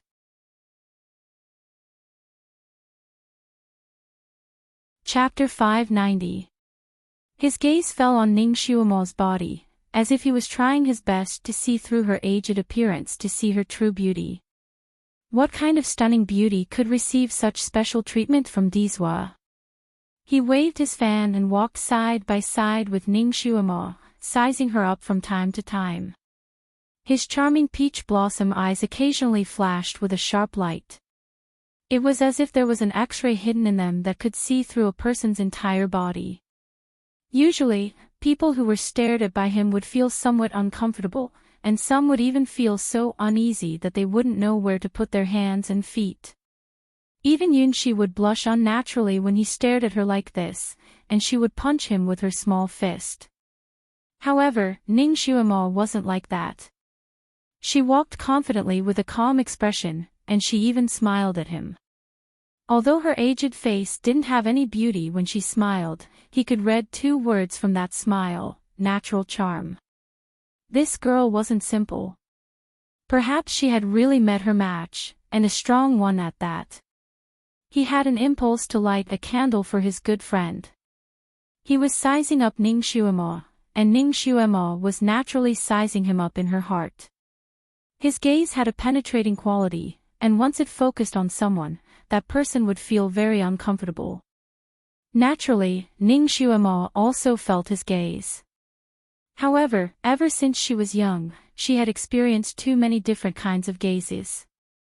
Moreover, she was once an outstanding Secret Service agent and had received training in this field.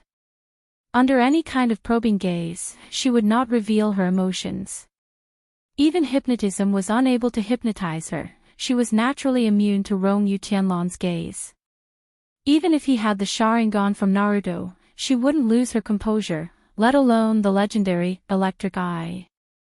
This man's appearance was naturally outstanding.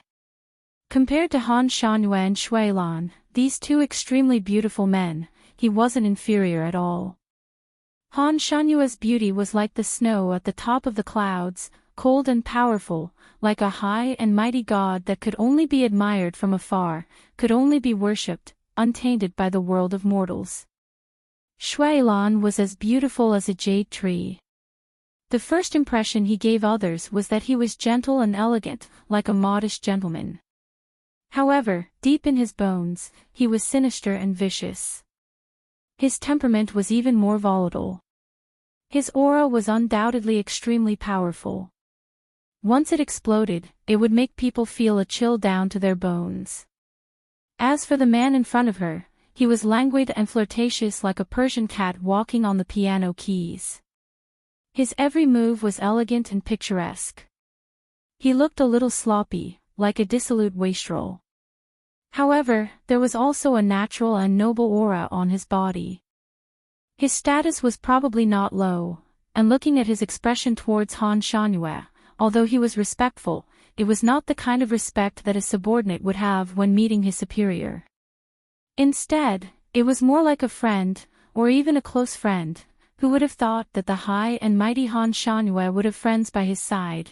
Looking at the place where this person lived, it was obvious that he was also an otherworldly expert. Ning Xuemo looked at the scenery of the island without batting an eyelid. The blue sky and white clouds were like a wash. In the distance, the sea waves were like waves. It was a picturesque painting. All kinds of exotic flowers and herbs could be seen everywhere on the island. Originally, the extremely rare herbs in the mountains were growing here. There was a faint fragrance of flowers in the air, refreshing the mind and making people feel refreshed. Further away, there were several pavilions built on the mountainside. The roof was made of glass, and the walls were made of tortoiseshell.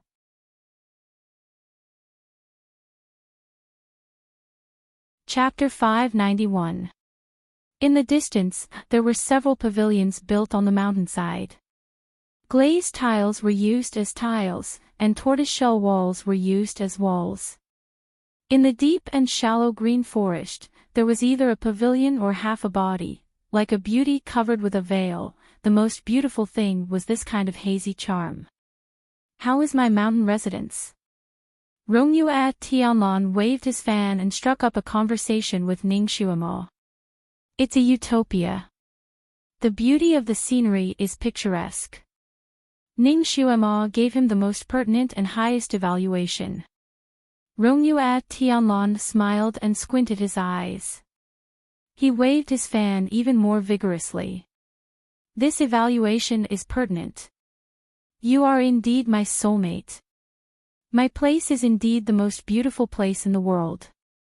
Unlike someone who usually has noble taste but can't appreciate the beautiful scenery here. He even said that it was gaudy and vulgar. When he said the last sentence, he glanced at Han Shangyue who was walking in front.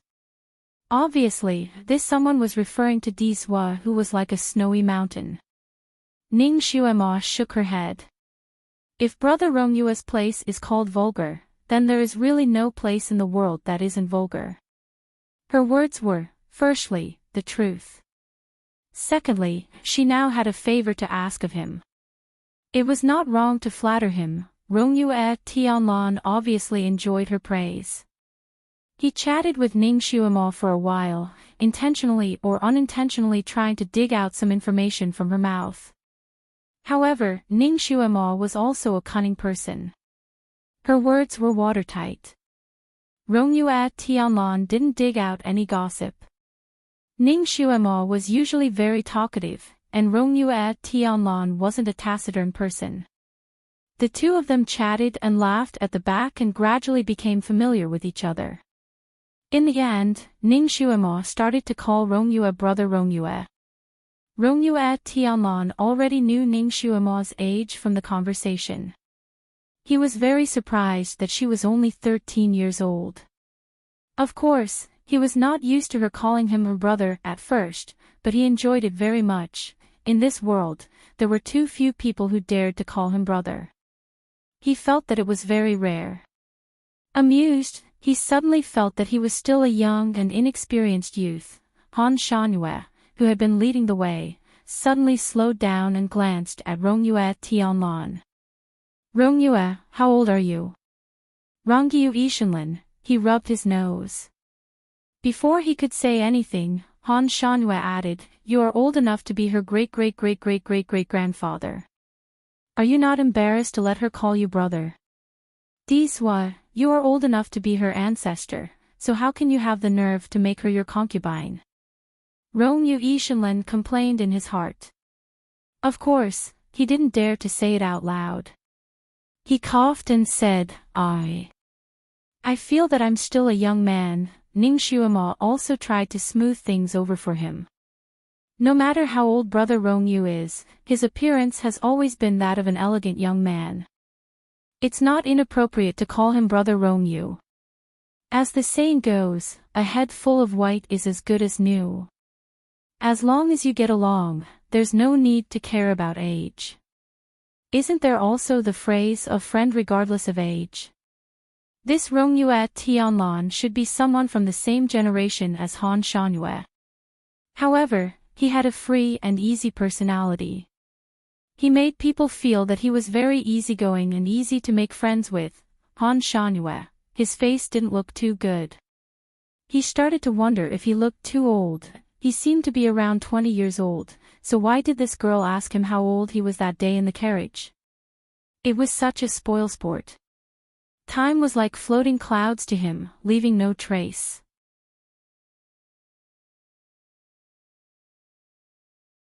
Chapter 592. Initially, he had never considered how old he was, but ever since he met this girl, he suddenly became sensitive to the issue of age. He originally had a peerless appearance, and his facial features were perfect without a single flaw. It was just that his usual aura was too strong, and his temperament was too cold. Moreover, he was high and mighty, which made him seem big for no reason.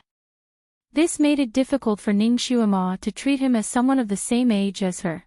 Han Shanyue glanced at Ning Xuema and said faintly, "Sometimes, don't always be confused by other people's facade."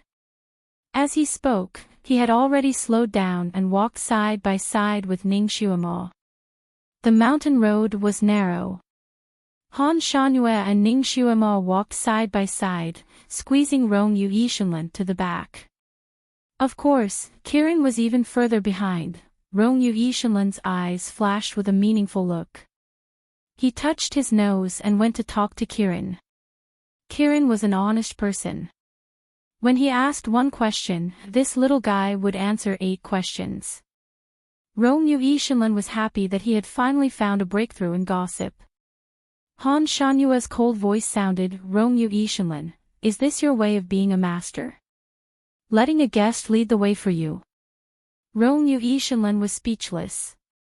"Big brother, when did you treat yourself as a guest here? You're more like a master than me, okay? Now you're acting like a guest." Rong Yu Yishenlan sighed secretly.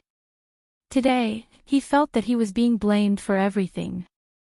It was not easy to be friends with Dizwa. He waved his fan and resigned himself to his fate as he led the way. Kirin was in a bad mood at the back. It had been completely ignored just now, and it had been walking at the back with grievances. It was not easy for someone to pay attention to it, but it did not expect that after a few words, it would be ordered to the front. It was left alone again. It was so miserable and lonely. Ning Xuema still felt sorry for it. She quickly noticed that it was listless, so she took a step back and waited for Kirin to come up. "Little Apple, are you still not feeling well?" That dizziness had not completely passed. Wow, Master finally noticed it. It seemed that if it was uncomfortable, its master would be more concerned about it. The little Qilin was blessed with good fortune. Its tail drooped even more, and even its ears drooped down. It used a nasal sound to say, still a little dizzy. It even staggered a bit. The little Qilin's face was bright blue. Even if it was uncomfortable, it wouldn't show its sickly pale face. Therefore, Ning Xuema simply touched its forehead and rubbed its ears. After all, she had raised Kirin for a while. Ning Xuema knew that when Kirin was really uncomfortable, its ears would heat up, and its forehead temperature would be lower than usual. Kirin felt very comfortable and warm from her touch. She couldn't help but touch her hand with the corner of her mouth again. The man and the beast unconsciously fell behind. If Ning Xuema returned to her original form, this scene would be extraordinarily heartwarming. Since Ning Xuema reunited with Kirin, she had not really talked to it. At this time, she was chatting with it casually. She suddenly thought of something and asked, "By the way, Little Apple, weren't you traveling with the Almighty and the others? Why haven't you arrived by the time they've reached the outskirts of Fenglan City?" Kirin felt wronged. "Shuilan, that pervert, cut off the telepathy between you and me. He also changed your scent, so I couldn't smell you even if I wanted to. I was very anxious." It gave a brief account of what had happened in the brothel.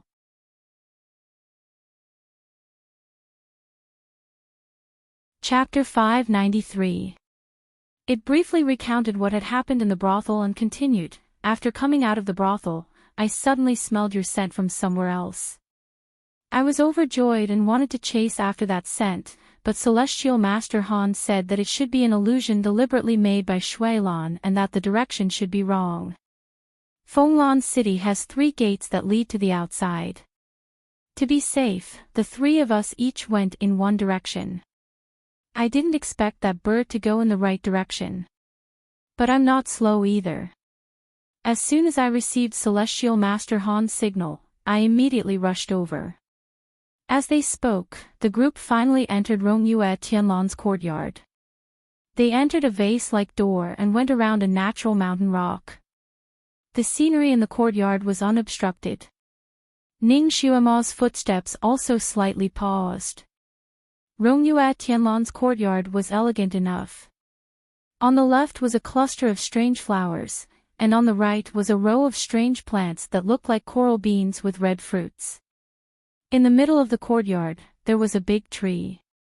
The big tree was about 70 to 80 feet tall, and its huge crown was like a canopy. It was unknown what kind of strange tree this tree was. The lines on the trunk were like twisting coiled dragons, and the dark brown bark was like dragon scales that cracked into pieces. The leaves of the big tree were heart-shaped, and the color was like a fire maple. It was bright red like a fire in full swing. When the breeze blew, a few leaves fell down and rolled in the wind. It was a beautiful sight. However, what made Ning Xuema stop was not this. Instead, it was because she saw another person here, a person she did not expect to see. Yunxi. Yunxi was sitting under the tree. The grass under the tree was like a carpet, and there was a straw futon on the grass. She sat cross-legged on the futon with her eyes slightly closed, as if she was meditating. The fiery red leaves spiraled down and danced around her. A few fell on her lapel, sticking to her snow-white dress and her ink-black hair, making her look like a flower spirit, a fairy of the leaves. She was astonishingly beautiful. When Ning Xuema saw this scene, she was also stunned. She couldn't help but hold her breath, afraid that if she breathed out too much, she would blow this beauty away. Han Shangyue also paused slightly and glanced at Rongyue Tianlan. Rongyu Ishanlan chuckled. It just so happens that Yunxi is also here. It's rare for the three of us to get together again. Let's have a toast. Yunxi, who was meditating, seemed to be alarmed by the crowd's voices. Her long eyelashes fluttered like butterfly wings before she finally opened her eyes. Seeing Han Shangyue and the others, her eyes lit up.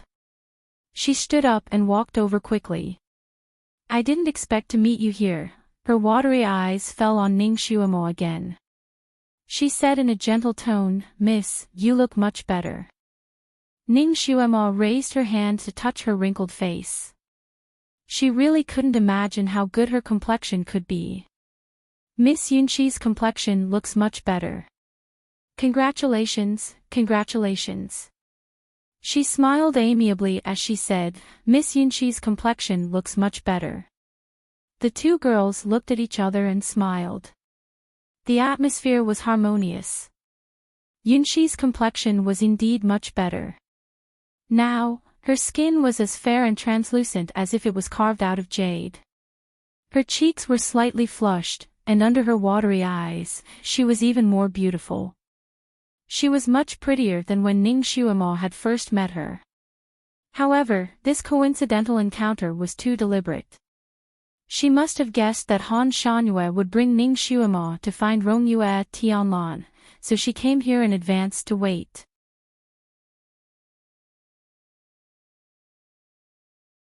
Chapter 594. Furthermore, it was obvious that she had put in a lot of effort into her makeup. Whether it was her fluttering immortal-like dress or the headdress on her head, everything was exquisite. There were also a few jade bells hanging from her waist. They jingled as she walked, making her look lively and playful in the midst of her elegance. Intentionally or unintentionally, she stood beside Han Shangyue and said with a smile, with your help, Yunxi's body has finally stabilized. However, her qi and blood are still occasionally unstable, so Yunxi came to ask Brother Tianlan for a few fruits to eat. I didn't expect to meet you again here. This is really fate. The three of us haven't met for more than 10 days. This time, the two of you have to play a few rounds. How about Yunxi make a crystal fruit as a prize? Rongyu Ishanlan clapped and laughed, that sounds good.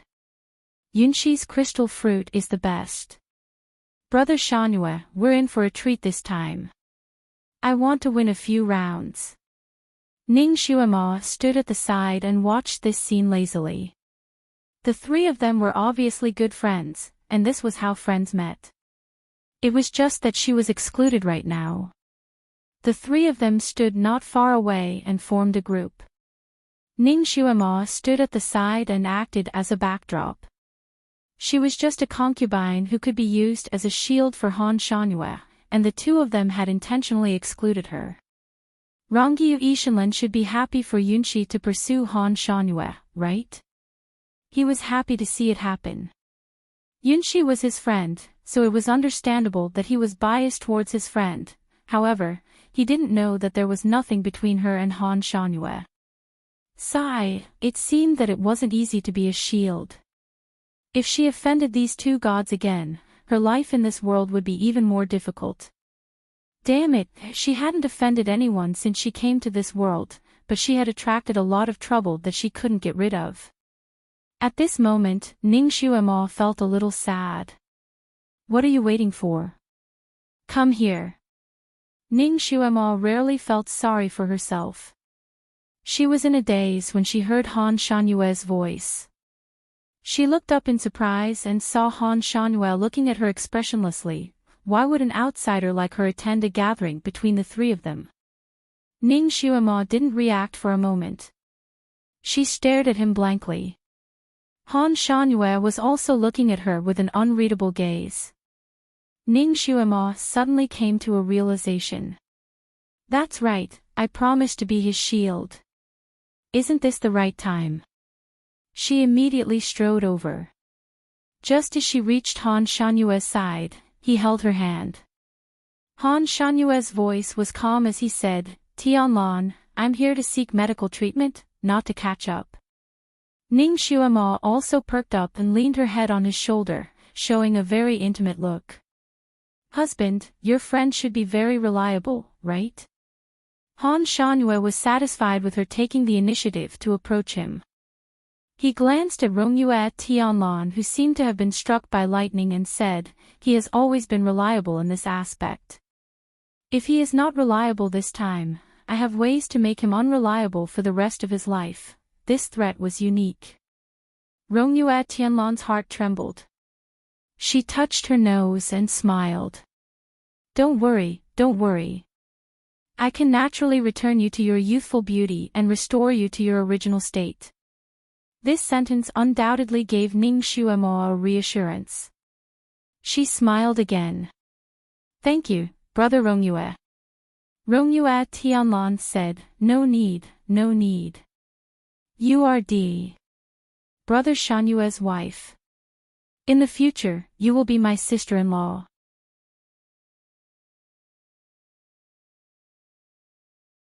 Chapter 595. When he saw Yunxi's pale face, he shut his mouth and laughed. Then, he tapped his forehead with his fan. This sandwich biscuit was really hard to make. Love affairs were not something an outsider like him could interfere with, nor could he force it. It was better for him not to interfere. Therefore, Rongyue Tianlan took a step back and turned a blind eye to Yunxi's pleading gaze. The hall was filled with dazzling jewels, from the moon pearls on the ceiling to the small ornament on the table in the middle of the hall. Everything was exquisite and perfect. The layout of the entire house was gorgeous with a hint of quaint elegance. It was the style that Ning Xuema liked. Ning Xuema casually browsed around the hall while Yunxi sat quietly and drank tea. After entering the hall, Rongyue Tianlan had invited Han Shangyue into a secret room to have a private talk. Only the two love rivals were left in the hall. A servant came forward to serve them fragrant tea. The tea was good, and the refreshments were also unprecedentedly exquisite. Ning Xuema did not have much interest in tasting them. Rongyue Tianlan's expression had been solemn just now, as if there was something that made things difficult for him. Therefore, he had called Han Shangyue in to discuss it. It was obvious that this matter had something to do with her disguise. She did not know how to undo it. Ning Xuema was a little uncertain. Besides, she and Yunshi had nothing to talk about. The atmosphere between them was slightly awkward. Therefore, she simply stood up and browsed around the hall. When she turned her head, she saw an exquisite chessboard by the window. There were black and white pieces crisscrossing on it. She was quite proficient in chess, so she walked over to take a look at the game. Just as she was analyzing the black and white pieces, a voice came from behind her. "Miss Ning, you also know how to play chess. Why don't we play a game?" Ning Xuema was a little bored, so she did not stand on ceremony. "Sure." Then, she sat down. Yunshi smiled slightly and sat on the other side. She looked at the game and then at Ning Xuema. "Tianlan and I played this game just now. He played the white piece and I played the black piece. Now that you're sitting on the white piece, do you want to replace him?" Ning Xuema's lips curled up, and she smiled back at her. "That's good, but this way I will have a big advantage." The white pieces had the upper hand in the current chess game, but the black pieces had yet to show any signs of weakness. People who didn't know much about chess wouldn't be able to tell. And Ning Xuema's words clearly indicated that she had already seen through it. And she had only stood in front of the chessboard for less than a minute. Yunshi pursed her lips and calmly sized up Ning Xuema. "Please." The two of them began to play chess. Yunshi was quite talented in chess, and she had watched two chess experts for many years. Naturally, she was very accomplished in the game. Although her Go skills were not as good as her two friends, she rarely met opponents outside. She could be considered a Go expert. Therefore, although she could see that Ning Xuema was good at chess, she didn't take it to heart. She also wanted to take down Ning Xuema's prestige in the chess game, so she didn't show any mercy. She found that Ning Xuema didn't play according to common sense. When she started to play the first few pieces, she simply hammered here and there without any order. At first, Yunshi sneered at her in her heart. However, after a while, she was no longer happy in her heart. Ning Xuema's moves were strange. She often inadvertently took a few pieces from her and disrupted her deployment.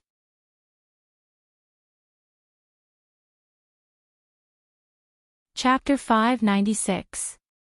Moreover, Ning Xuema played very quickly. She seemed to be playing casually without thinking. In order not to lose face in front of her, Yunshi played as quickly as she did. As a result, after 10 minutes, Yunshi's palms were sweating as she held the chess pieces. Her black pieces were already showing signs of defeat. After a few more moves, her black pieces were finally unable to turn the tables and were completely defeated. Ning Xuema picked up the teacup next to her and took a sip. She smiled slightly and said, "Thank you for letting me win." Yunshi pursed her lips and clenched her fists in her sleeves. She forced a smile and said, "Miss Ning, you're good at chess." Although Brother Tianlan took most of the credit for this game, it was not easy for you to stay undefeated until the end. Ning Xuema put down the teacup and smiled leisurely. "That's why I said that I had a big advantage in this game." Yunshi packed up the black and white chess pieces. "Shall we play another game?" Ning Xuema's eyes flashed slightly. "Okay, but it's boring to play chess like this. Why don't we make a bet?" "What bet?" Yunshi raised her eyebrows and asked. "It's very simple. Let's play a best-of-5 game. If I win, you can stop coveting Mr. Han Shangyue." Ning Xuema's words were shocking and directly hit Yunshi's weak spot. Yunshi's expression changed and she subconsciously denied it. "What nonsense are you talking about? I'm not." Ning Xuema glanced at her, her eyes faintly sharp. "You don't even have the courage to admit it. How can you catch up with him like this? If you like him, just admit it. There's nothing to be ashamed of. It's not wrong to like someone." Yunshi's pretty face turned green and white. She was a little embarrassed that Ning Xuemo had exposed her. Ning Xuemo's words touched her heart and touched her. Although Ning Xuemo's words were bold, they seemed to be very reasonable. She gritted her teeth and said, "What if you lose?" Ning Xuemo weighed the chess piece in her hand and answered casually, "It's simple. I'll give him to you and fulfill your wish." Yunxi was stunned for a moment before she burst into laughter. "I don't want to be his concubine." She felt that her words were enough to deal a blow to Ning Xuemo, so she leisurely added a few more words. "Miss Ning, it's not that my words are unpleasant, but a concubine is just a little better than a servant girl. Her status is similar to that of a servant girl in a common household. Men wouldn't take her seriously. And I was originally his close friend. We've known each other for many years. I'm not something a concubine that can be discarded at any time can compare to." These words were too harsh. Yunxi thought that Ning Xuemo would be embarrassed to death after hearing these words. She hadn't expected that Ning Xuemo would just smile and say, "Yes, the status of a concubine is indeed not high. In that case, why is Miss Yunxi so hostile towards me?" Yunxi was stunned and subconsciously denied it. When have I been hostile towards you?" Ning Xuemo smiled calmly and stared at her again. "You don't dare to admit it." Did she think that her hostility wasn't obvious enough? Yunxi was choked by her words and couldn't say anything. She never knew that Ning Xuemo could be so sharp and direct with her words. She almost couldn't hide her little thoughts. She secretly took a breath and steadied her mind. She forced a smile and said, "Well, I do feel a little uncomfortable when I see you, but it's not considered hostility. After all, hostility depends on the opponent. Only a strong opponent can arouse hostility."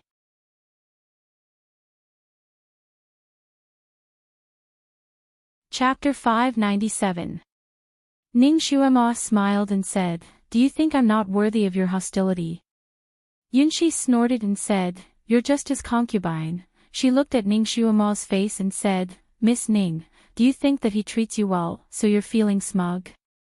In fact, he treats you like a plaything. He has a very bad habit that you probably don't know about. He's lived for a long time, and life is boring, so he often cultivates a few small interests to pass the time. For example, he raised rare animals for a period of time. He raised foxes, leopards, and so on. He even raised cheongqi. He did his best to raise them and treated them very well. He made them think that they belonged to him and that he would spoil them for the rest of their lives." She picked up the teacup beside her and took a sip before looking at Ning Xuemo's expression. Ning Xuemo's face was full of wrinkles, so she couldn't tell whether she was in a good mood or not. Yunxi smiled faintly before she continued. However, he was no longer interested, so he put these precious beasts aside. He gave them away and set them free. My snow lion originally belonged to him, but he later gave it to me as a mount. Tianlan Swanee was also a gift from him. After these rare animals were sent away, they realized that they were just passers-by in his life. After a few years, he didn't even remember their names. Ning Xuemo turned the teacup in her hand and seemed to be very interested. When she heard Yunxi pause, she said, "Continue." Yunxi was stunned and looked at Ning Xuemo again. Did this little girl really not care, or was she very calm? She couldn't help but want to poke at Ning Xuemo. These rare beasts were once his playthings. Later on, although they were given away, they still know a few things about him. For example, his real name and his likes and dislikes. This shows that he still cares about them a little. Of course, he didn't even bother to tell them his name. Ning Xuemo listened without showing any expression, but she smiled bitterly in her heart. Sure enough, she couldn't even compare to those rare animals in his heart. She took a deep breath. Fortunately, it was just a deal between them. She was just his shield concubine, so he didn't have to explain so much to her. And she didn't have to care so much.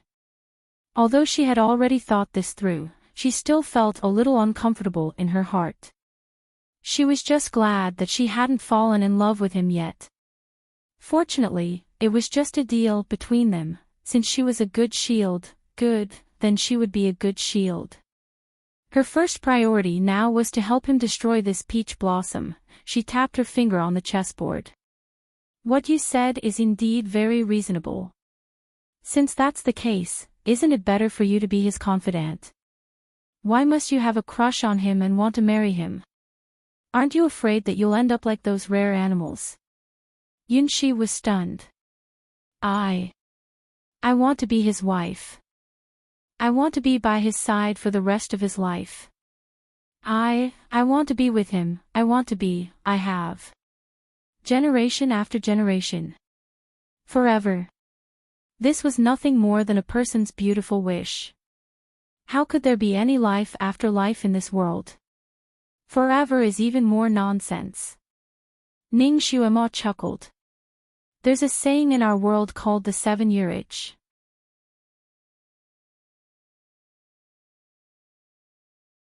Chapter 598. Ning Xuema chuckled. In my world, we have a saying called the 7-year itch. There's also a saying that marriage is the grave of love. It means that no matter how much love two people have, once they live together for a long time, they will eventually get tired of each other. Humans have such a short lifespan. What's more, immortals like you who have limitless lifespans. You said it yourself, Great God Han has the habit of liking the new and hating the old. Even if you marry him as his wife, he might get tired of you after a few years. Once you separate, it will be a resentful couple. At that time, you won't even be friends anymore. These words were too realistic and sharp. Yunxi, who had lived for thousands of years and was still a little white flower, was stunned. After a while, she angrily said, He won't. He will love me very, very much.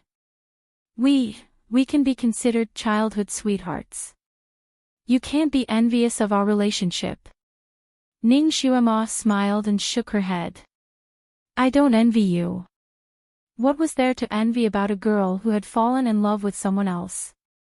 She only felt that she was pitiful and tragic. Yunxi didn't understand her unspoken words and sneered. You can't be envious even if you want to. You are just a little concubine of his. Actually, I'm quite curious. Since you have been by his side for thousands of years, why can't you make him fall in love with you? Aren't you afraid of lowering your status and attacking the concubine you despise the most? Could it be that you are envious of the position of concubine? Are you just too embarrassed to say it? Ning Xuema looked at her with a smile. Her words pierced Yunxi's heart. Yunxi had originally wanted to attack Ning Xuema, but she hadn't expected that after saying so much, she hadn't attacked Ning Xuema. Instead, she had attacked Ning Xuema. Her face was snow white, and she clenched her fists. You are talking nonsense. I don't envy you. I just don't like you. You don't deserve to stay by his side, not even as a concubine. She was so embarrassed that she finally said the words that had been buried in her heart. Very good. Ning Xuema pointed at the chessboard. Then let's bet on these few games. I also don't like you, so why don't we be straightforward? If I lose, I quit. I don't want to be a concubine anymore. If you've lost, you should quit. Don't try to appear in front of him again. To be honest, the reason you came up with is pretty lame. It sounds so fake to me. When it came to provoking people, Ning Xuema was definitely an expert. After all, Yunxi had lived a simple life. How could she beat Ning Xuema, who could battle a group of scholars with words? Ning Xuema's words stung her so much that she flew into a rage out of humiliation. Blood rushed to her head and she made up her mind. I'll bet. This consort will make you accept your defeat wholeheartedly. Ning Xuema smiled. All right. How satisfying. This was more like an immortal. Oh right, you won't go back on your word if you lose, right? Yunshi was furious. Of course not. I am a woman of my word. Then you have to make an oath first. Ning Xuema pressed on. Yunshi was stunned. She didn't want to make an oath, but since she was forced to this point, it wouldn't make sense for her to not make an oath. She didn't believe that she would lose to Ning Xuema. She didn't believe that she, a dignified palace master, couldn't lose to an ordinary woman. She finally made an oath. If this consort loses, I will never appear in front of Han Shanwei again. The faint sound of thunder came from afar, proving that the oath had been made. Since she had made an oath, she naturally wanted Ning Xuema to make an oath as well. Ning Xuema was more straightforward when she made an oath. Yunshi also had her own plans in mind.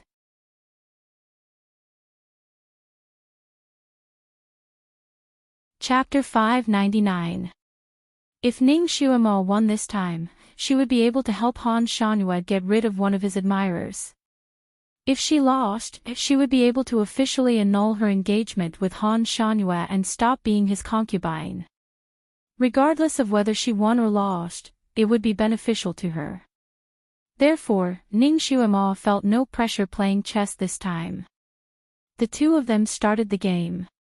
Ning Xuema played casually. Yunshi, on the other hand, would think for a long time before she made a move. She had to win. However, she had obviously underestimated Ning Xuema's chess skills. Ning Xuema had once defeated a world champion in the modern era. Furthermore, her chess style was ever-changing, so others simply couldn't grasp her pattern. Of course, Yunshi couldn't grasp it either. In the first game, Ning Xuema took the route of capturing the leader first. Her chess style was grand and sweeping, and Yunshi was defeated. Yunshi was sweating profusely. She gathered her energy and played the second game with Ning Xuema. She had already thought of a way to deal with Ning Xuema's chess style. Step by step, she would defend like Sima Yi. However, she hadn't expected that Ning Xuema's chess style would change again. She began to nibble away at Yunshi's weakness step by step. She didn't attack head-on. Instead, she focused on attacking Yunshi's weakness and then surrounded her in the middle. After an hour, Yunshi showed signs of defeat again. Her face was pale, and beads of sweat rolled down her forehead. She couldn't afford to lose this game. She had to win. She was so focused on the game in front of her that she didn't even notice when Han Shanwei, Rong Yue, and Tianlan came out. Yunshi was holding a piece in her hand and thinking hard when a voice sounded behind her. Play here. A slender, jade-like finger pointed to a position. The voice was as cold as ever, but Yunshi's heart was filled with joy and warmth. Without saying anything, she immediately placed the piece there. Ning Xuema looked up at Han Shanwei, who was standing beside Yunshi, and said with a faint smile, "Great master, don't speak while watching chess. What you are doing is against the rules of chess." Han Shanwei's gaze landed on Ning Xuema. Then, he looked at the chessboard in front of him. His eyes were filled with surprise. Clearly, he had not expected Ning Xuema to be so good at Go. This was beyond his expectations. He had always been a chess fanatic, and it was very difficult for him to meet an opponent. Now that he had seen this chess game, his hands were itching. Yunshi's side was clearly losing, so he could easily salvage the situation. He tapped the chessboard with his finger. "Yunshi, get up." Yunshi, who was secretly delighted, stood up gracefully. "All right, please help me win this round, sir." She then gave up her seat. Han Shanwei switched to another chair and sat opposite Ning Xuema. Ning Xuema looked at him. "Guru, are you sure you want to kill this game for her?" Han Shanwei gave a light hum. His fingers had already picked up a chess piece. The chessboard is like a battlefield. I will not give way to you. Ning Xuema also straightened up, smiled, and said straightforwardly, okay. Just don't regret it, Guru. Han Shanyue did not continue the conversation. He did not know what regret was in this lifetime. The two of them sat in front of the chessboard and started to fight. When Ning Xuema was playing chess with Yunxi, she was just playing casually because Yunxi's chess skills were still too low for her. She was just playing chess with her to kill time and help Han Shanyue get rid of the peach blossoms. Therefore, Ning Xuema did not give her all.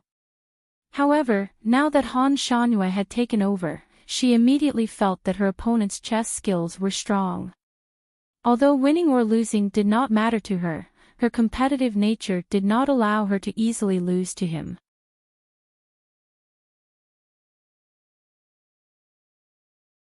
Chapter 600.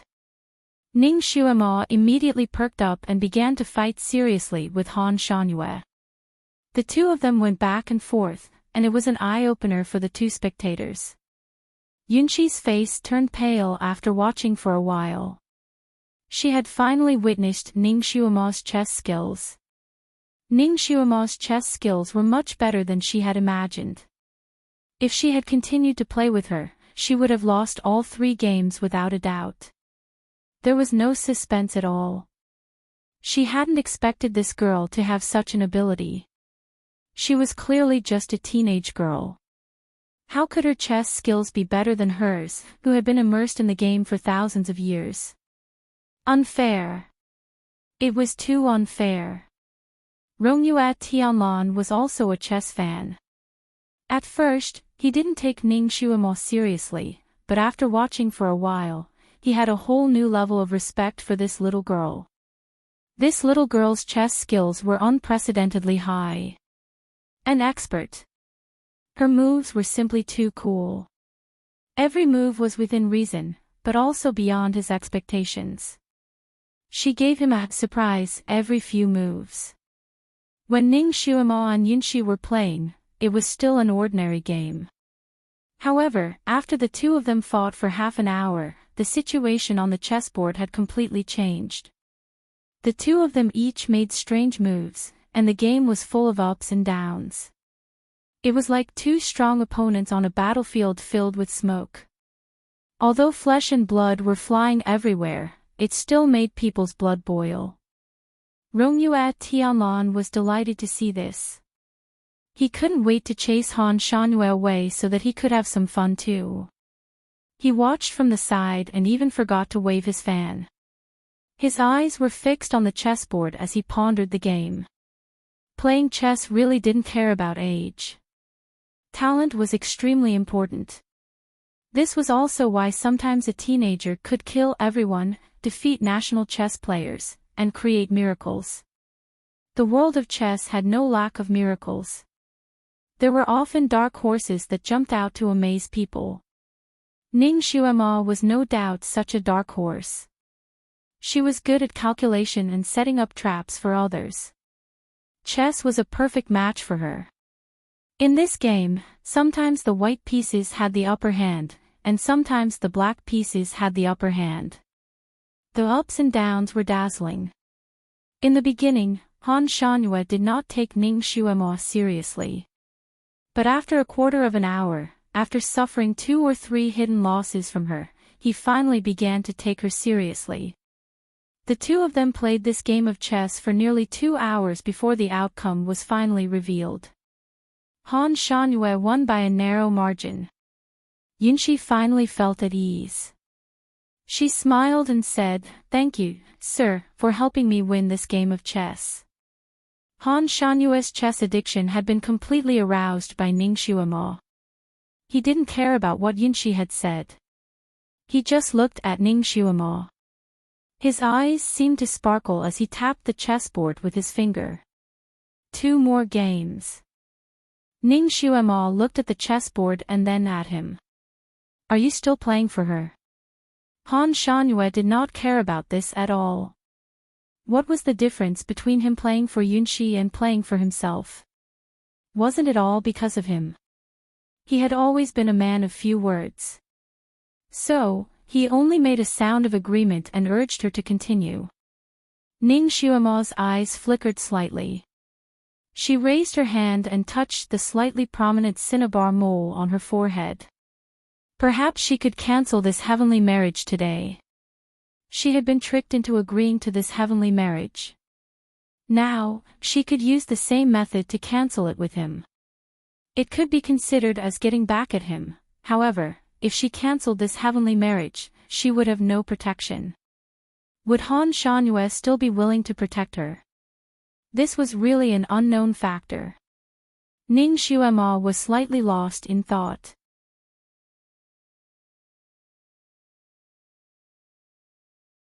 Chapter 601. Han Shangyue glanced at her and pursed his lips.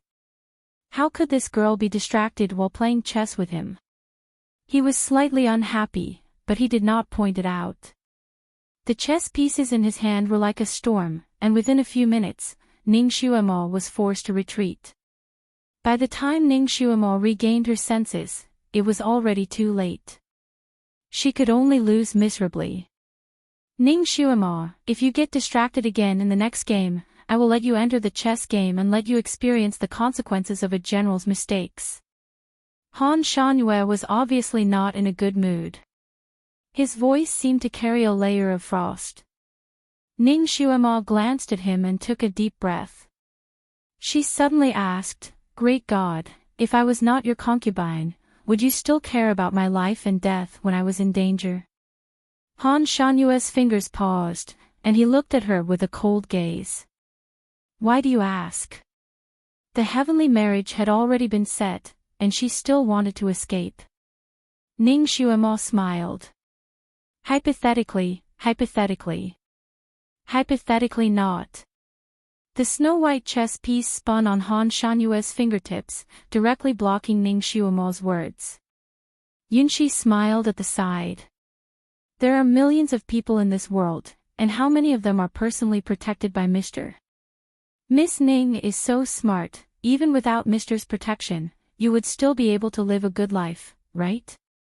Ning Xuema glanced at Yunxi and said indifferently, "If Mr. Han did not say that I was a jinx, perhaps I would be able to live a better life." It was all because of this jinx. You were originally a jinx, and I was only judging you. If I did not say it, you would have already become Lu Hinti's beast concubine. Han Shanyue's gaze was faintly sharp. Or do you actually want to marry that old man? Ning Xuema was stunned. She thought about the situation before she was called a jinx. Various sects were vying for her, Lu Hinti's imperial edict to make her a concubine, and Ji Yunhuang's marriage proposal. At that time, her surroundings were indeed turbulent, and there was not a moment of peace. It seemed that after the rumor that she was a heavenly calamity star, the various forces that were hiding in the dark finally calmed down. Her reputation was a little bad, but she didn't suffer any other losses, so you're saying that it's for my own good that you criticized me in front of everyone? So you only understand now. Han Shanyue's voice was still calm. Exposing her identity as a heavenly calamity lone star was indeed the quickest way to get rid of the troubles around her, the most effective way to get rid of those peach blossoms. Although it was a hindrance to her reputation, she had never cared about this. This was also his initial thought. He always chose the most direct and effective way to solve problems. Usually, he would not consider those minor details. Although it was simple and crude, it could solve the problem once and for all. But after I became a loner, I still got into trouble. Ning Xuema was not convinced. Han Shanyue paused for a moment and gave her 2 words, "You asked for it." Ning Xuema pursed her lips and carefully thought about what happened after she became a loner. It seemed that it was because of that red-clothed evildoer. If it was not for him finding trouble with her, she could have lived a peaceful life and become stronger step by step. At that time, releasing that evildoer was the biggest mistake in her life. That crystal coffin was scarier than Pandora's box. Once it was opened, there would be endless variables and endless troubles.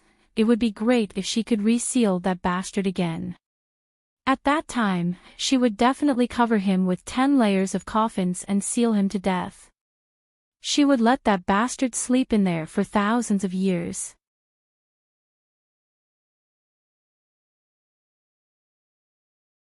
Chapter 602. Han Shanhua suddenly stood up and said calmly, "Let's not play this game anymore." Playing chess required both parties to give it their all. It was only interesting when both parties were focused. If the opponent was distracted, what was the point of the game? Ning Xuemo frowned. How could she not play? It was a best-of-5 game. They had only played 3 games. There were still 2 games left. Yunxi's expression changed as well. She said, "Miss Ning, don't be distracted. We agreed on a best-of-5 game. How can we fulfill the bet before we finish?"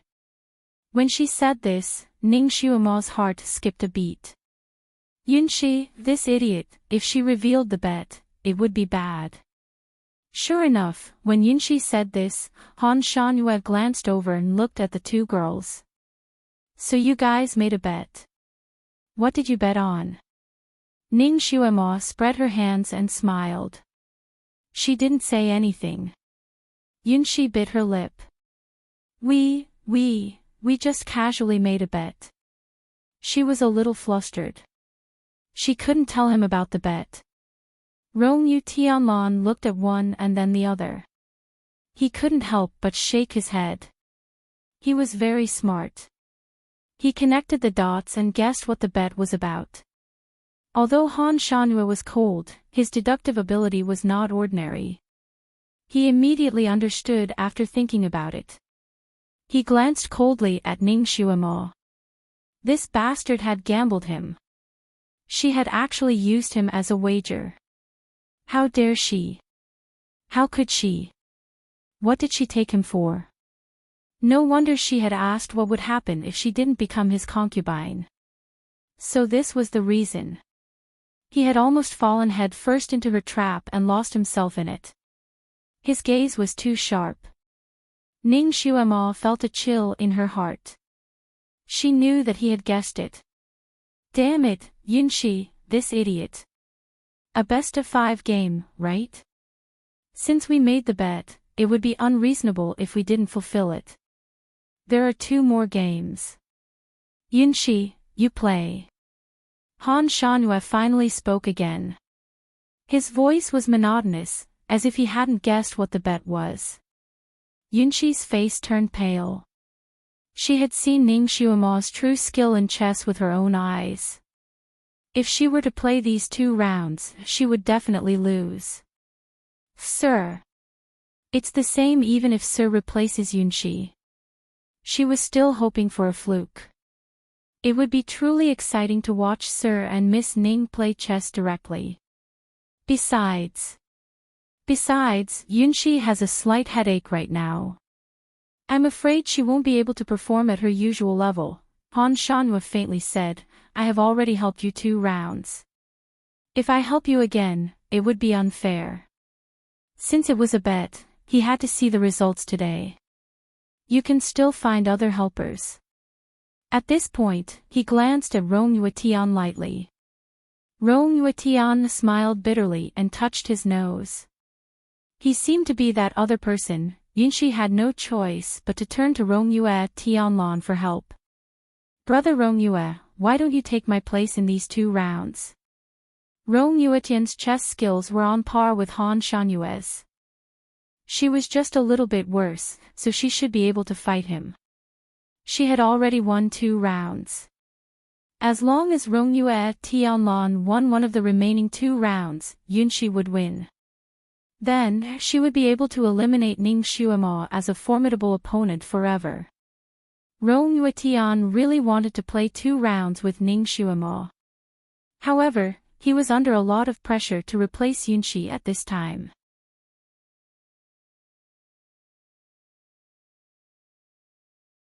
Chapter 603. If he won, he would offend Dizhua. If he lost, Yunxi would never have another chance. Yunshi, you idiot. Just now, you were thinking of ways to trick Diswa into playing on your behalf. But when you mentioned the bet, Diswa realized it in time and pulled out. Now, he had to take the blame. He waved his fan and was a little hesitant. Han Shanyue looked at him and said, "Don't tell me you don't even have the courage to play chess with the little girl." How could he not? Rongyu Ishanlan steeled himself and sat down on Yunshi's seat. He didn't forget to say the ugly words first: "There are no fathers, sons, and friends in chess. I will do my best and won't give even half a stone." He would do his best. As for whether he would win or lose, it was up to the heavens. Ning Xuemo had already walked to the tea table to drink tea. When she heard that Rongyu Ishanlan was going to take over, she rubbed her eyebrows. It was just a game of chess. Did she have to face the three masters present? Before she could finish her thought, she was pulled over by Han Shanyue and sat down on the table. He looked at Rongyu Ishanlan and said, "She doesn't need you to give in to her. You just have to do your best." He then whispered in Ning Xuemo's ear, "I know your level. Don't you dare go easy on her." He simply pulled out a stool and sat beside Ning Xuemo, eyeing her like a tiger eyeing its prey while watching the game. His body was very close to Ning Xuemo. Ning Xuemo could even smell the faint fragrance on his body. With him sitting beside her, even if she wanted to go easy on her, she wouldn't be able to. She was also very strong. Since she couldn't go easy, she might as well go all out. Han Shanyue's expression didn't change, but he was secretly paying attention to Ning Xuemo's state. When he saw her eyes shining, he knew that she had raised her fighting spirit. He secretly sighed in relief. The little girl wasn't stupid. If she was still distracted like before, he had other ways to make her focus. Ning Xuemo and Rongyu Ishanlan started to fight again in the chess game. Han Shanyue and Yunshi watched from the side with their own thoughts. Rong Yuetian's chess skills were not to be underestimated. His style of chess was similar to Ning Xuemo's. His style was changeable, either attacking head-on or playing unconventional. Ning Xuemo did not understand his playing style, but he had watched Ning Xuemo play 2 games and had already grasped her general way of playing chess. In this way, in the first half of the game, Ning Xuemo was at a disadvantage. She was caught off guard and took a few stones in a row. He was at a slight disadvantage. Yunshi was so nervous that her palms were sweating. When she saw that Rongyue Tianlan had the upper hand, she heaved a sigh of relief. In order to encourage Rongyue Tianlan, she specially brewed a cup of tea for Rongyue Tianlan and attentively placed it beside his hand. Rongyue Tianlan picked it up and took a sip, indicating that she enjoyed it very much. Most of the time, Yunshi was very understanding. Ning Xuemo's lips were also a little dry. She glanced at the 2 people opposite her and pursed her lips. However, she didn't expect Han Shanyue to brew tea for her. Such a proud person would only be served by others. She could only finish this game and then go and drink by herself. Her thoughts quickly turned back to the chess game. Rongyue Tianlan's playing style was the same as his personality. He was sloppy and careless. He placed 1 stone in the east and another in the west. It seemed that there was no pattern, but in fact, it was a pattern of his own. Ning Xuemo would fall into his trap if she was not careful. It seems that Rongyue Tianlan is also a master of strategy. He is not inferior to Han Shanyue. Ning Xuemo remained calm.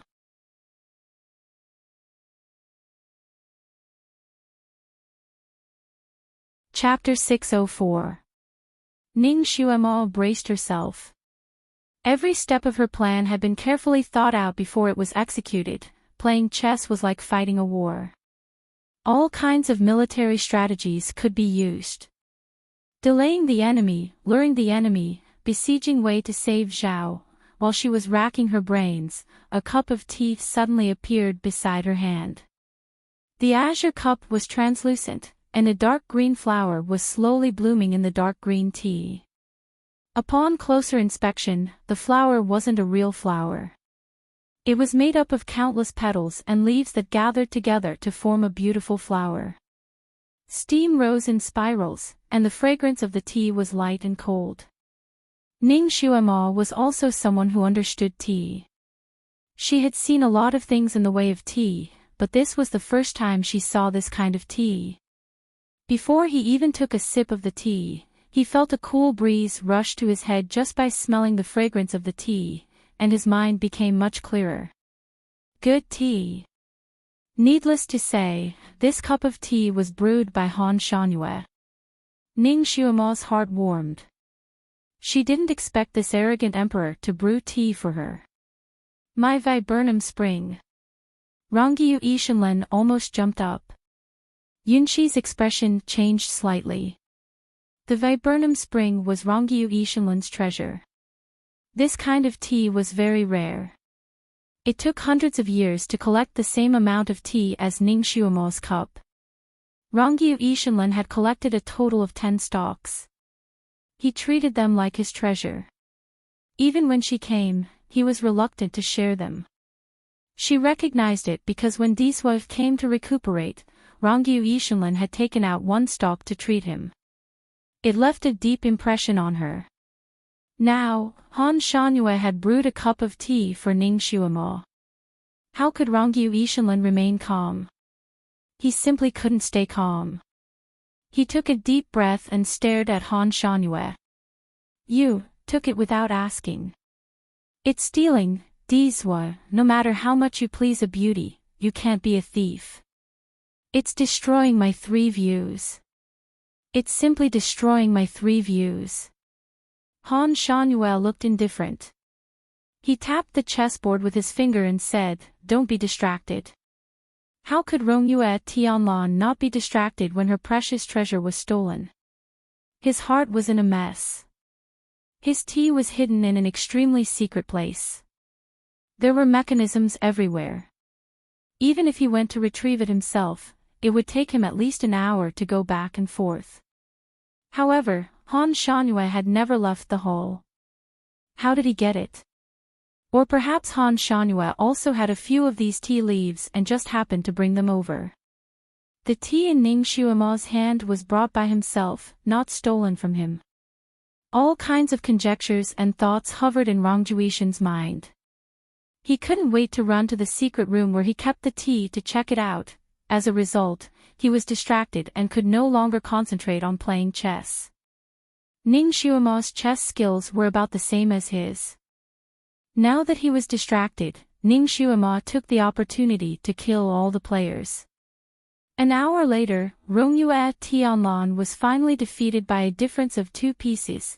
After this round of chess, Rongyu Yishenlen immediately got up to check. Han Shangyue put the white jade flute on his shoulder and said, "Finish the last round before you leave." The strength of his flute was neither light nor heavy. It was just enough to make Rongyu Yishenlen unable to get up unless he used a spell to flick the jade flute away. However, if he did that, wouldn't it be equivalent to attacking Diswa? Although Rongyu Yishenlen's heart ached for his tea, he wouldn't risk his life for a cup of tea. Besides, even if Diswa moved his house, he could only watch, let alone take his tea.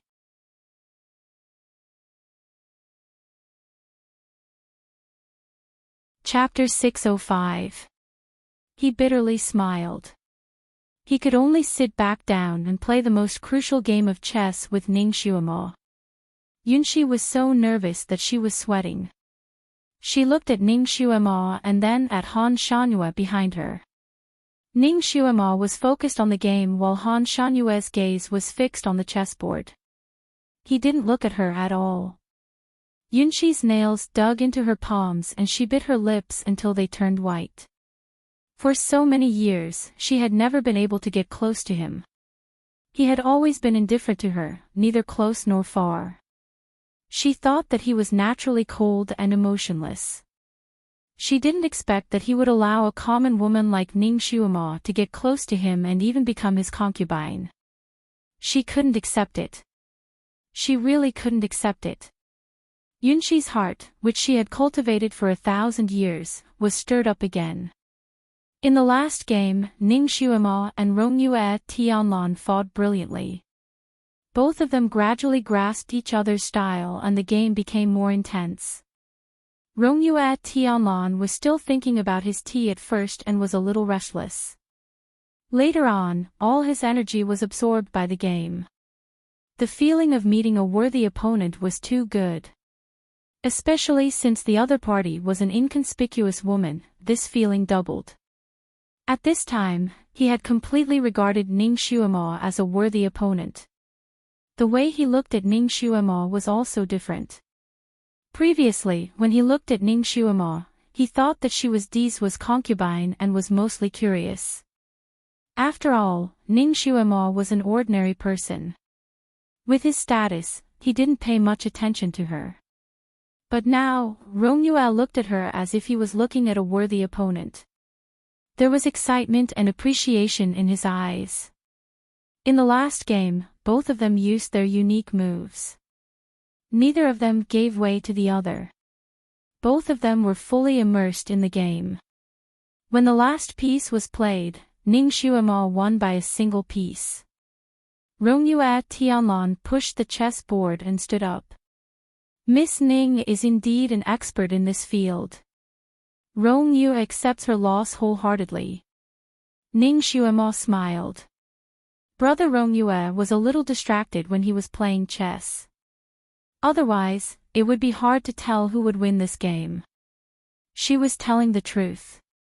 Rongyue Tianlan was indeed a little absent-minded at the beginning, and the start was not very good. I didn't expect her to be able to see through this. Rongyue Tian still felt unsatisfied. Why don't we play a few more rounds? Before Ning Xuemo could say anything, Han Shangyue had already opened his mouth. She has already won 3 out of 5 rounds. There is no need to continue. Then, he glanced at Yunxi. You can fulfill your respective wager now. Yunxi's face turned pale as she took 2 steps back. I still have matters to attend to in the palace. I'll take my leave now. She turned around and walked out quickly. Rongyue Tian's eyes flashed with guilt. After all, Yunxi was his good friend for 1,000 years. Deep in his heart, he was still biased towards her. However, he had already tried his best and could no longer help her. He could only watch as she left. Yunxi's figure disappeared at the entrance of the palace. Rongyue Tianlan looked back at Han Shangyue. You are too heartless. Han Shangyue looked indifferent. If you don't have such intentions, why give her hope? He didn't have any feelings for Yunxi. Why should he give her hope and then give her despair? It was best to cut the Gordian knot. It was best for both of them. Rongyue Tianlan was stunned. He had to admit that what he said was reasonable. He thought of his tea again and couldn't help but glance at Han Shangyue.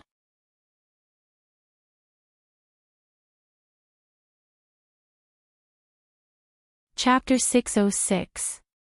He thought of his tea and couldn't help but glance at Han Shangyue. Diswa, I think your method is a bit too unkind. He said this through sound transmission so that Ning Xuemo couldn't hear him. Han Shangyue calmly flicked his sleeves. It involves my marriage. Even if it's unkind, it's pardonable. Rongyu Ishanlin said. Diswa, I think your skin can be even thicker. Han Shangyue leisurely said, thicker. Very well, I still have 3 viburnum flowers here. I originally wanted to compensate you for the fruit you gave me last time. Now it seems that I don't need to give it to you. The viburnum flowers really belonged to Han Shangyue. Rongyu Ishanlin sighed in relief and was immediately attracted by the 3 viburnum flowers. Ah, Diswa, I was wrong. Diswa's skin is neither thick nor thin. If it were any thicker, it would be bad. Han Shangyue was speechless. As the two of them were talking through sound transmission, Ning Xuemo finished her cup of precious tea. She looked at the two of them and said, "Are you two done talking? When will my appearance-changing technique be broken?" Rongyu Ishanlan finally remembered this important matter and immediately said, "Mr. Han, please explain it to her. I will go and prepare the things we need." She slipped away. Ning Xuemo was full of doubts. She looked at Han Shangyue and said, "Breaking this is quite troublesome." "It's not just a little troublesome." Han Shangyue spat out these words. "Let's go out for a walk. I will explain it to you." Carefree Island was worthy of being called a paradise. Every step was like a painting, and there were beautiful scenery everywhere. Ning Xuemo and Han Shangyue walked side by side. There were huge trees on both sides of the road. The leaves of the trees were golden yellow, and they looked like canopies. When the wind blew, countless golden leaves fell down and danced behind the two of them. The scenery was very beautiful and picturesque, but Ning Xuemo's mood was very nervous. Because Han Shangyue had already walked 2 rounds with her, but he still hadn't said a word about how to remove her disguise. He did ask a lot of small talk, such as who her go-master was, and so on. He also asked a lot of other things, but he didn't get to the point. With Han Shanyue's personality, he was not someone who would be so hesitant. The reason why he was hesitant now must be because her disguise was extremely difficult to undo. Perhaps she would never be able to recover. He looked just like a family member of a terminally ill patient. "Guru, is there no way to save my looks? You just say it. I can take it." Ning Xuemo asked directly, not wanting to beat around the bush. Han Shanyue glanced at her, pondered for a moment, and waved at her, "Come here." Ning Xuemo was bending over to look at a flower. Hearing his words, she couldn't help but look up at him. He stood under the golden tree, his moonlight robe fluttering in the wind. The golden leaves danced around him, but not a single one fell on his body. His ink-black hair was like water, draping over his body. His lips were curved in a smile that wasn't a smile. At this moment it was as if he had entered into a painting, and the bright colors around him became a backdrop for him. His aura was usually too strong, so it was easy for people to overlook his appearance. But at this moment, he seemed to have restrained his pressure.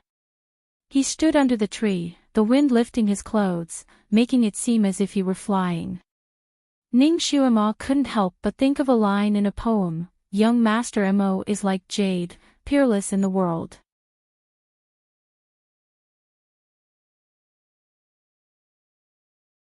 Chapter 607.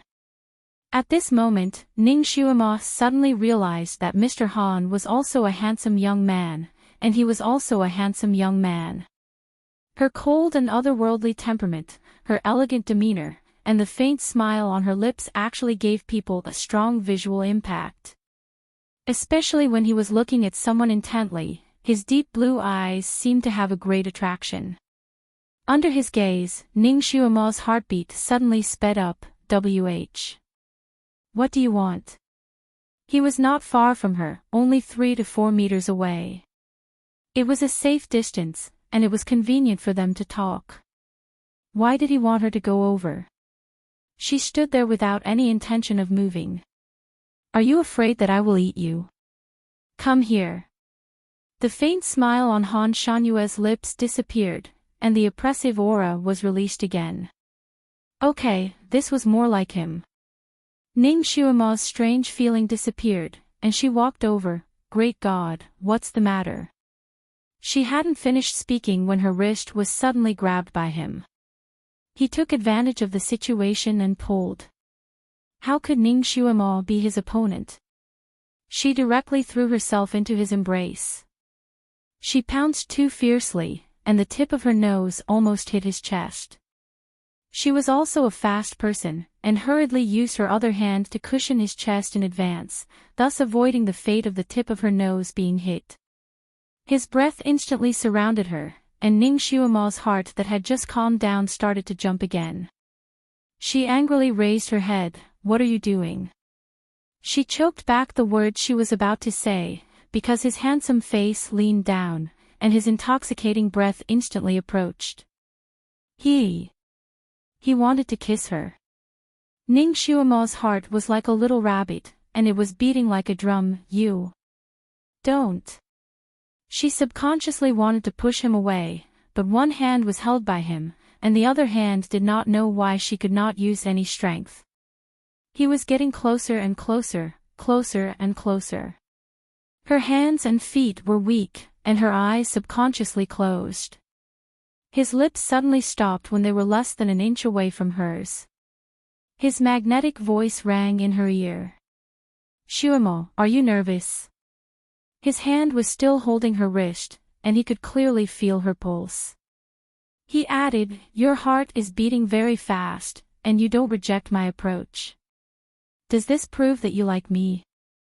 Ning Xiaoma's mind was a little muddled due to the influence of his breath. When she heard his words, her mind was blown and she subconsciously pushed him. "You're thinking too much." Her push actually pushed him half a foot away.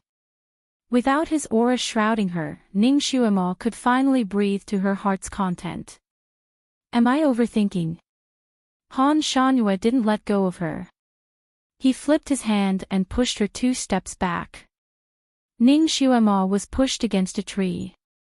He held her hand behind her back with one hand and pressed his body against hers. His other hand was pressed against the tree trunk behind her, and Ning Xiaoma's entire body was completely covered by him. It was only at this moment that Ning Xiaoma realized how tall his body was. She wasn't short now, but compared to him, she was petite and dainty. He pressed his body against hers, and his handsome face was less than an inch away from hers. They could hear each other's breathing. This position was really terrible. Ning Xiaoma had never been pressed down in this position in her life. Moreover, his eyes were like 2 deep pools that were staring at her body, as if they were going to penetrate her whole body. She felt tormented just by looking at him.